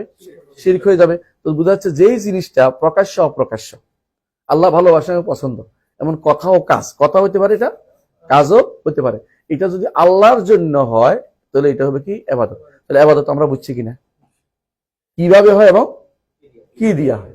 দুইটাই আল্লাহর জন্য হতে হবে, তাহলে ইবাদত হবে। এর কোনো একটা সাইড বাদ গেলে এটা আল্লাহর জন্য হবে না। ধরুন আপনার পরিপূর্ণ ভালোবাসা একদম বিনয় দিয়েই আপনি হাত একটা রোদের মধ্যে উঠে রাখলেন 1 ঘন্টা, ইবাদত হইব? কারণ ওই দ্বিতীয়টা পাওয়া যায় নাই, বিল্ডিং বানানোর মতো, বুঝেন না? বিল্ডিং বানানোর জন্য আপনি কিভাবে বানাইতে আপনি সব জানেন, কিন্তু সিমেন্ট আনলেন না, বালি আনলেন না, হ্যাঁ হ্যাঁ, আর রডও আনলেন না, বিল্ডিং হয়ে যাবে? হবে না। এই জন্য কিভাবে হয়, কি দিয়ে হয়, এটা আবাদতের জন্য একটা গুরুত্বপূর্ণ জিনিস। আবাদত একমাত্র আল্লাহর জন্য যদি কোনো না করা হয় তাহলে সেটা এই শিরিক হয়ে যায়। এই জন্য আপনার আবাদতটা কাকে বলে এটা শিখলে আপনি অনেক কিছু দেখবেন যে দুনিয়ার মানুষ প্রবৃত্তির আবাদ করে, কেউ প্রবৃত্তির আবাদ করে, মনে যা চায় তা করে, আর কেউ কেউ স্বামীর আবাদ করে, কেউ স্ত্রীর আবাদ করে, কেউ ফুটবলের আবাদ করে, করতেছে দুনিয়াতে। এখন কেউ কেউ এই পোশাকের আবাদ করতেছে। যারা আজ পোশাকের পিছনে দৌড়াচ্ছে সারা দুনিয়াতে, এদের অধিকাংশ দেখবেন যে মহিলাদের অনেকেই এই বিভিন্ন রকমের নতুন নতুন এটা আসতে ওটার পিছনে আবাদত লেগে আছে তার অন্তরের সাথে, অর্থাৎ তার অন্তর আল্লাহর চেয়ে বেশি ওগুলিকে ভালোবাসতেছে। এরা কিন্তু আল্লাহর আবাদত চেয়ে অন্যদেরকে বেশি ভালোবাসে। আবাদত এইটার নামই সবচেয়ে বেশি বিনয় এবং ভালোবাসা যাতে একত্রিত হয়, এবং এইটাই আবাদত হয়ে যায়। আল্লাহর জন্য হইতে হলে আল্লাহ যেটা পছন্দ করছে সেটা হইতে হবে, আল্লাহর জন্য না হলে অন্য কিছু হলে এটা শিরিক হয়ে যায়। ঠিক অন্যটাও শুদ্ধ। ধরুন সালাদটা আপনি অন্য কারোর জন্য করছেন, পরিপূর্ণ ভালোবাসা বিনয় বাদেও করছেন, তাও শিরক হয়ে যাবে। যাকাতটা আল্লাহ ওইরকম ভালোবাসা অন্য কারোর জন্য, ভয় পাওয়াটা এটাও যদি অন্য কারোর জন্য করে থাকেন আপনি ভালোবাসা বিনয় বাদেও, তাহলে আপনি কি হয়ে যাবে? শিরক হয়ে যাবে। যে ব্যক্তি 5টা টাকা দিছে কোথায়? মাজারে, সেই ব্যক্তি শিরিক কেমনে করলো বলেন তো?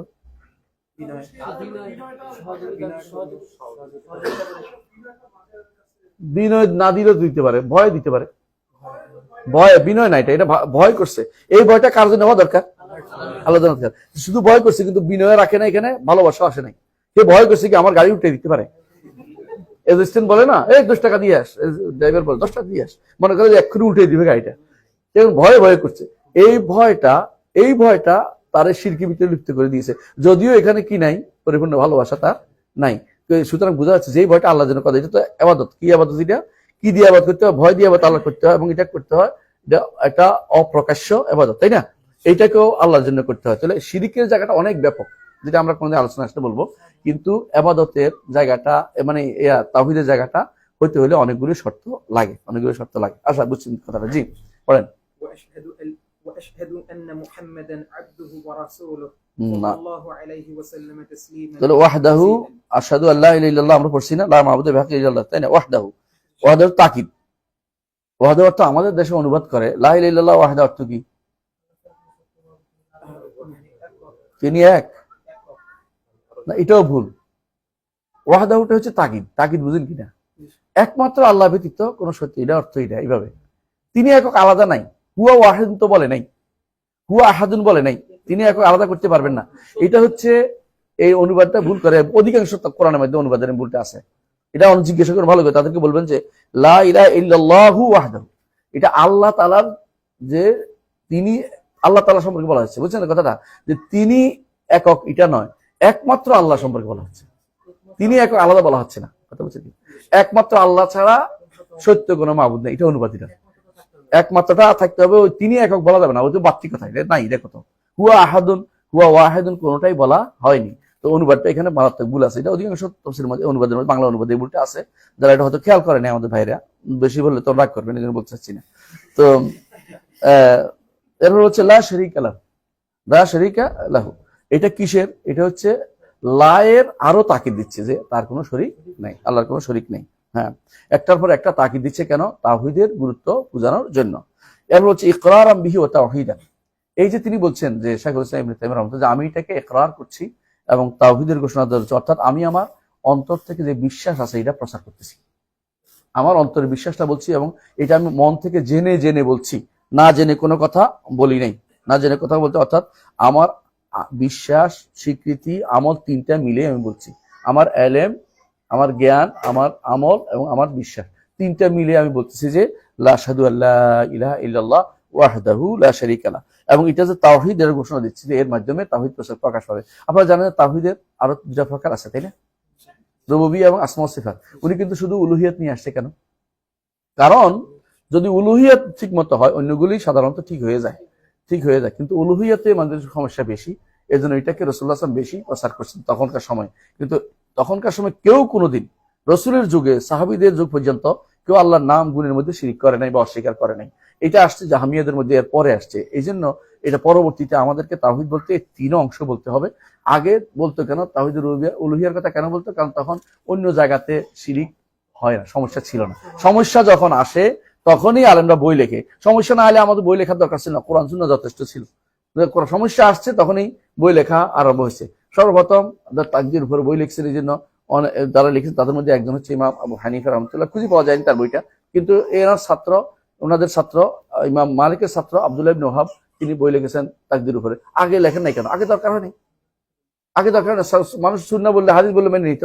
পরে তারা আলাদা বই লিখছেন যে কোরআনে আসছে, হাদিসে আসছে, ইমামরা বলেছে, এগুলো লিখে তারা মানুষকে আবার বুঝাতে চেষ্টা করেছে। এই জন্য বই লিখতে হয়েছে। অনেকে বলে বই এত লেখা কেন? বই লেখে আপনাকে বোঝানোর জন্য। যদি সমস্যা না থাকতো আমরা তো বই লেখার দরকার হতো। ধরেন এখন LGBTQ, আমি বোঝার জন্য বলতেছি। LGBTQ আজ থেকে 10 বছর আগে কিটা ছিল না, হয়তো আমরা জানতাম না, হয়তো আমাদের জানা এত ছিল না, মানুষে এত বেশি প্রচার প্রসারও পাইতো না। তো এই জন্য এটার উপরে বই লেখার দরকার হয়নি, কিন্তু এখন তো এটা লিখতে হবে, কারণ মানুষকে বুঝাইতে হবে, এটা ভয়াবহতা জানাতে হবে। ঠিক যখনই সমস্যা আছে তখন সমস্যার সমাধানে বই লিখতে হয়। এই জন্য যেখানে যখন যেটা দরকার সেখানে সেটা লিখতে হবে, সেটাকে কোনোভাবেই নো করা যাবে না। আরেকটু বলি, যেমন ইমামরা কখনো এর আগে বলতেন না যে আল্লাহ তাআলা কথা বলতেন যে হুয়া ফাওকাল আরশে বাইনু মিন খালকিহি, আল্লাহ তাআলা আরশের উপরে, আরশের উপরে এবং সৃষ্টির উপরে, সৃষ্টি থেকে আলাদা। এই কথাটা ইমাম আহমদ ইবনে হাম্বল বা পরবর্তীরা বলছে। আগে বলেন নাই কেন? আগে এই সমস্যা আসে, সবাই বুঝতো যে আল্লাহ কোথায়, আরশের উপরে আলাদা, এটা সবাই বিশ্বাস করতো।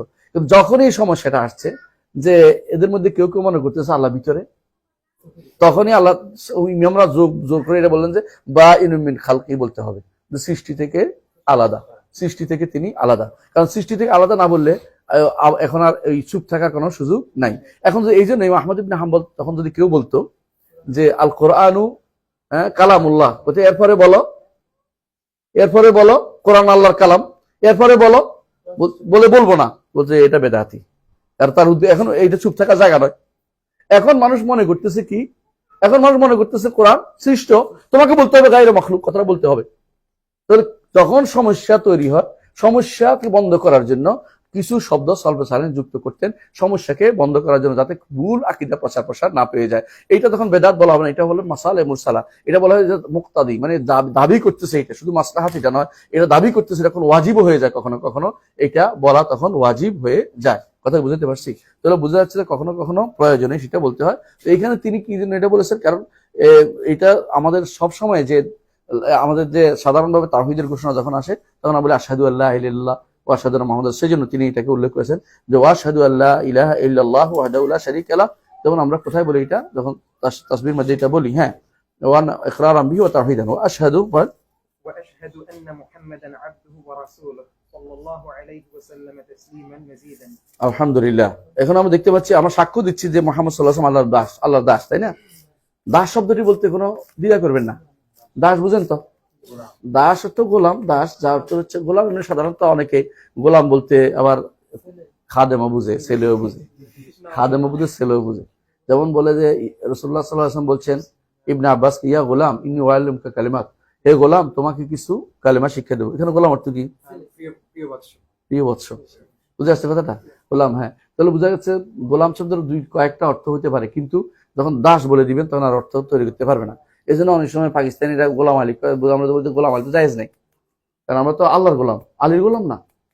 হ্যাঁ, গোলাম মহিউদ্দিন রাখা জায়েজ নাই, কারণ আমরা তো আল্লাহর গোলাম, আমরা মহিউদ্দিনের গোলাম হইতে যাবো কেন? তখন ওরা বলে যে গোলাম অর্থ খাদেম, মানে এটা বানাইছি একটা পয়সা যাতে করে বাঁচার পথ। খাদেমকে মরে গেছে, তুমি কি খেদমত করবে, কি করে? অর্থাৎ তুমি আলীর খেদমত করতে পারবে না, না কবরের খেদমত করতে পারবে, নাকি মহিউদ্দিনের খেদমত করতে পারবা? এগুলো বানানোর জন্য বানানো আর কি, একটা কথা তৈরি করে। তো মূলত এটা তাদের ভাষায়, উর্দু ভাষায় সাধারণত গোলাম বলতে কখনো কখনো খাদেম বেরোতে, কিন্তু বাংলা ভাষায় গোলাম বলতে সাধারণত দাসে বোঝায়, দাসে বোঝায়। সেজন্য আমরা আলহামদুলিল্লাহ দাসে অর্থ করি, কারণ বাংলা ভাষা আমাদের দাস শব্দ আছে। আমরা আমাদের নবীকে দাস বলি। এই দাসটা হচ্ছে, এই দাসত্ব হচ্ছে সম্মানের, এই দাসত্ব হচ্ছে মর্যাদার, এই দাসত্ব হচ্ছে মর্যাদার। আল্লাহ তাআলা তার নবীকে এটা বলে উল্লেখ করেছেন। হ্যাঁ, এই দাসত্ব মর্যাদা, এটা হচ্ছে উইলিংলি দাসত্ব, উইলিংলি দাসত্ব গ্রহণ করা। আর একটা দাসত্ব আছে, মানুষের বাইরে কখনো যেতে পারে না। প্রত্যেকটি মানুষ, কাফের, প্রত্যেকটি সৃষ্টি আল্লাহর দাস, প্রত্যেকটি সৃষ্টি আল্লাহর দাস। এই জন্য আল্লাহ তাআলা বলছে ইনকুল্লু মান ফিস সামাওয়াতি ওয়াল আরদি ইল্লা আতির রহমানি আবদা। আসমান জমিনে যা আছে সবই আল্লাহর দাস হতে বাধ্য। দাস কেন বলছে? কারণ তারা আল্লাহ মনিবের নির্দেশ মানতে বাধ্য। তারা মরতে হয় কিনা, তাদেরকে দুনিয়াতে আসতে হয় কিনা, অসুস্থ হয় কিনা, এর অর্থ হচ্ছে তারা যতই চেষ্টা করুক না কেন দাসত্বের বাইরে তারা যেতে পারে না। এই জন্য ইবনে তাইমিয়া রাহমাতুল্লাহ একটা কথা বলেছেন যে সবচেয়ে বড় যে জিনিসটা এই বান্দার মধ্যে যে কারণে তাকে তার দাসত্ব করতেই হয়, কোনো ব্যক্তি দাসত্ব থেকে মুক্ত না, এই কারণ হচ্ছে একটা হচ্ছে অভাব, তার মধ্যে অভাব আছে, বুঝতে পারছি, তার মধ্যে কি আছে? অভাব আছে। আরেকটা হচ্ছে আবেগ, তার মধ্যে আবেগ আছে, কারোর কাছে আবেগটা প্রকাশ করতে চায়।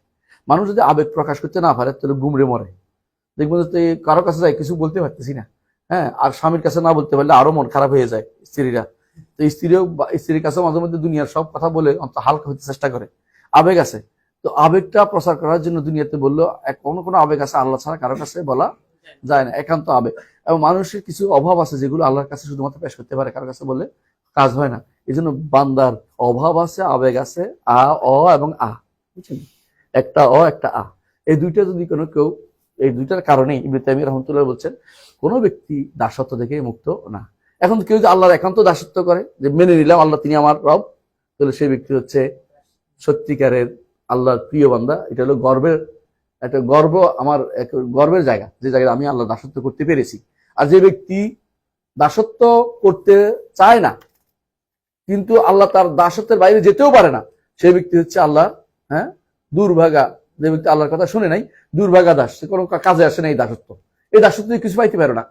দাসত্ব তো সবাই করে বাধ্য, এই দাসত্ব জান্নাত পাবে না। কিন্তু যে ব্যক্তি উইলিংলি দাসত্ব করবে সেই ব্যক্তিটা পুরস্কার হিসেবে জান্নাত পাবে এবং আখিরাতে তার জন্য আল্লাহর নিয়ামত থাকবে। কথা বুঝতে পারছেন কিনা? তাহলে কিছু দাসত্ব আছে সম্মানের, এ রাসূলুল্লাহ সাল্লাল্লাহু আলাইহি ওয়াসাল্লামকে যে আল্লাহর দাস বলতেছি সম্মানের।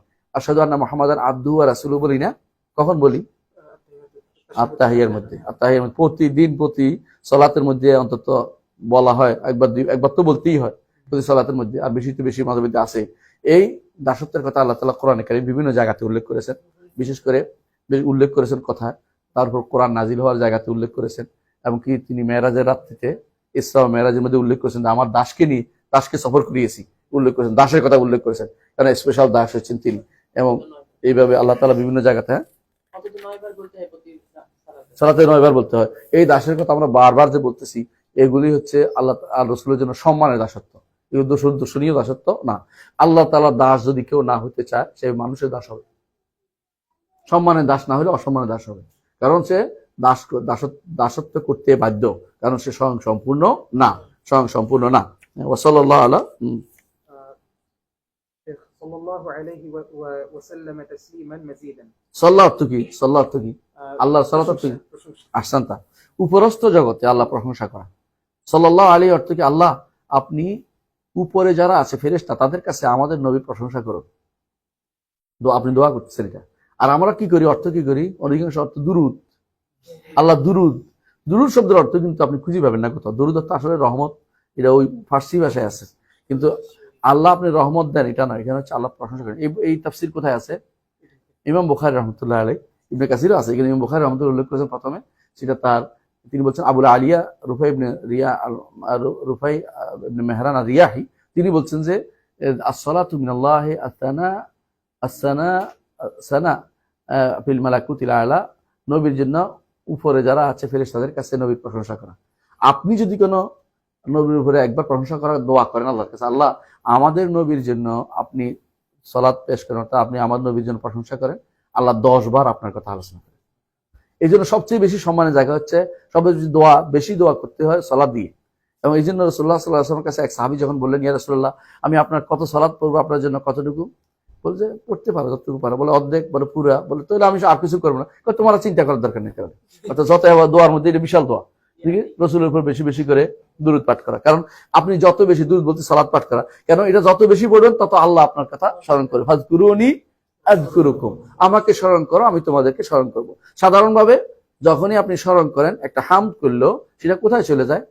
আরশের সামনে চলে যায়, আরশের সামনে চলে যায়। আর এইটা যদি হয় 10 বার, আল্লাহ এইটা ফেরেশতাদের সাথে আপনার কথা আলোচনা করেন সাল্লাল্লাহু আলাইহি ওয়াসাল্লাম। আমরা বেশি বেশিটা বলি। সর্বোচ্চ সালাতের মধ্যে সাল্লাল্লাহু আলাইহি ওয়াসাল্লাম তো সবচেয়ে ছোট। এরপরে আছে দুরূদ ইব্রাহিম হচ্ছে একটু বড়, দুরূদ ইব্রাহিম বড়। হ্যাঁ, দুরূদ ইব্রাহিম মধ্যে অনেকে বলে দুরূদ ইব্রাহিম তো সালাম নাই, সালাম না থাকলে সালাম ভিন্ন জিনিস, দুইটা ভিন্ন, একটা এই সওয়াব একটা আরেক সওয়াব, দুইটাকে একসাথে করা জরুরি না। একসাথে করতে পারছি সাল্লাল্লাহু আলাইহি ওয়াসাল্লাম, সাহাবায়ে কেরাম বলতেন এটা, এবং এটা হাদিসে শব্দে আসছে, এই জন্য আমরা সাল্লাল্লাহু আলাইহি ওয়াসাল্লাম বলি। এইটা একসাথে বলতে পারছি, কিন্তু তাই বলে দুরূদ ইব্রাহিমকে নাকিস বলার কোনো সুযোগ নাই।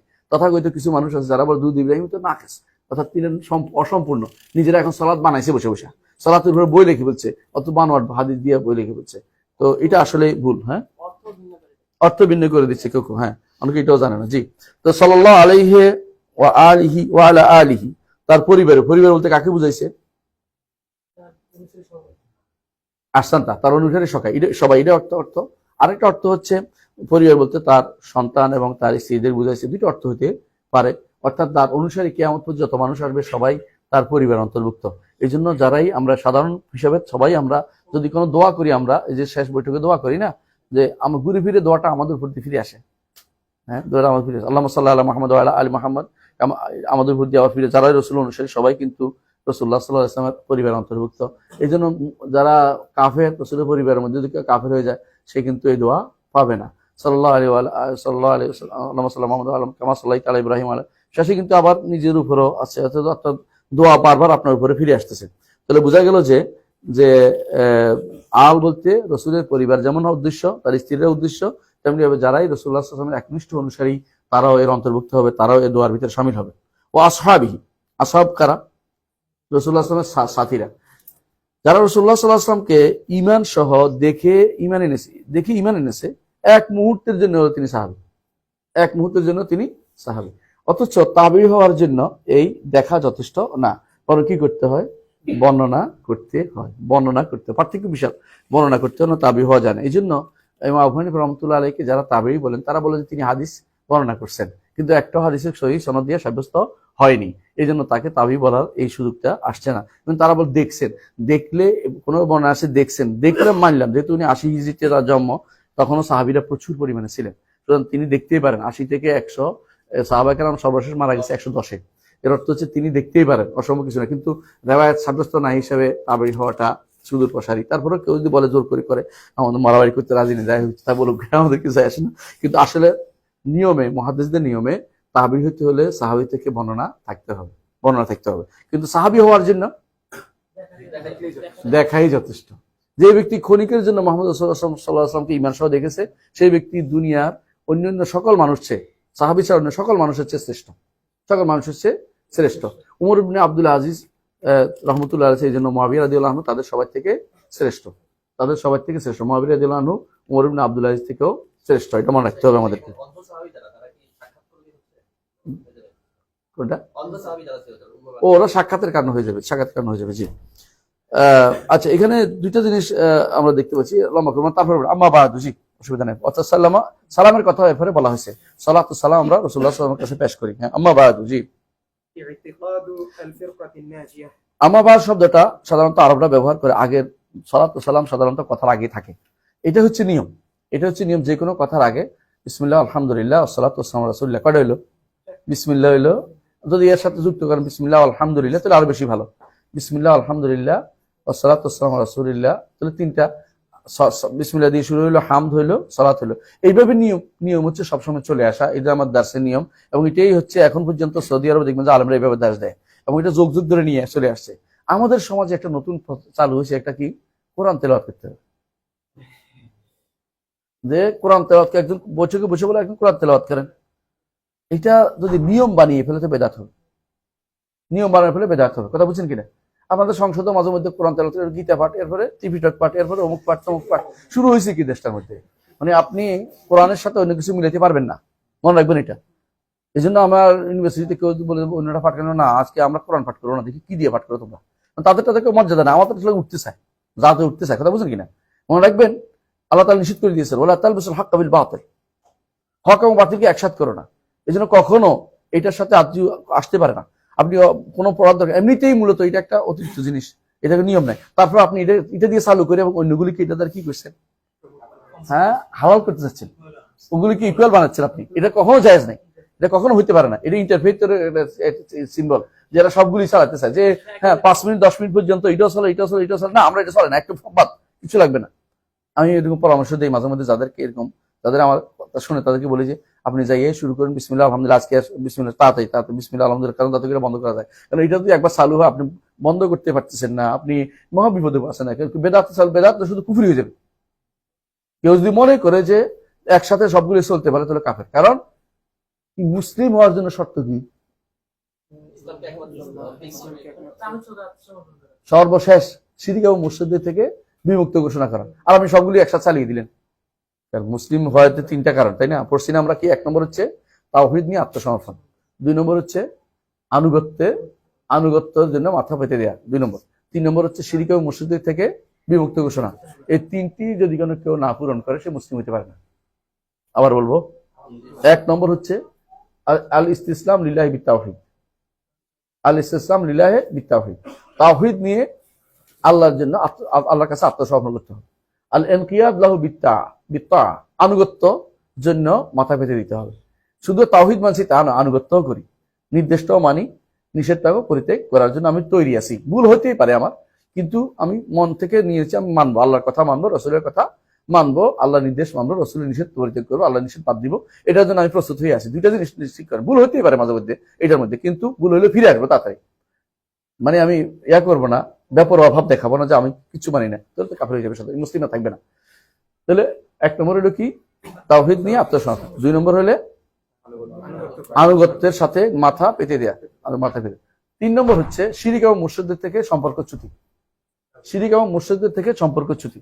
এইটা যদি কারো না থাকে সে ব্যক্তি মুসলিম হতে পারে। 3টা জিনিস লাগবেই। আপনি যদি মনে করেন যে শিরক মুশরিকরাও তো আমাদের ভাই, ওরাও তো নাস্তিকরাও আমাদের ভাই, তাহলে আপনি জাহেল, আপনার জাহালত আমি দূর করতে পারবো না। আপনি এখন মুসলিম হইতে পারেন নাই। কারণ আপনাকে বুঝতে হবে মুসলিম মানে এই সংজ্ঞা অর্থই হচ্ছে আমি আলাদা, আমি আলাদা। রাসূলুল্লাহ সাল্লাল্লাহু আলাইহি ওয়াসাল্লাম এটাই বুঝতেন, আলাদা বুঝতেন। কোনোদিন কেউ সাহাবা কোনোদিন বলেন নাই যে ও কাফের আমি মুসলিম, আমরা একসাথে চলাফেরা করতেছি, এটা নাই। এরকম সম্পূর্ণ বলতেছে যদি হ্যাঁ ব্যবসার কারণে চলতেন সমস্যা নাই, দুনিয়ার ব্যস্ততার কারণে একে অপরকে এটা করবে দুনিয়ার কর্মকাণ্ডের কারণে, ঠিক আছে, অন্তর থেকে অবশ্যই আলাদা হইতে হবে। কারণ সে সবচেয়ে বড় দুর্ভাগ্য জানা, সে আল্লাহর সাথে শরীক করে, সে আল্লাহর সাথে শরীক করে। যত ভালো ব্যবহার করুক না কেন, যে ব্যক্তি আল্লাহর সাথে শরীক করে তার কাছে কোনো কিছুই নাই, তার কাছে কোনো কিছু তার সাথে আমার সম্পর্ক থাকতে পারে না। এই জন্য শিরক এবং মুশরিক থেকে মুক্তি জিনিসটা অবশ্যই রাখতে হবে মুসলিম হওয়ার জন্য। মুসলিম যদি না হন তাহলে আপনার আর কিছু পাওয়ার মতো কোনো কিছু থাকবে না। বুঝে আছে কথাটা? এই জন্য কখনো এই একসাথে দিবেন না। আম্মা বাদ, প্রথমে কি আম্মা বাদ অর্থ কি? আমি আগে আল্লাহর নামে শুরু করছি, আল্লাহর প্রশংসা করছি, নবীর উপরে সালাত ও সালাম পেশ করছি, কেমন? এরপরে আমি আমার বক্তব্য শুরু করতে যাচ্ছি।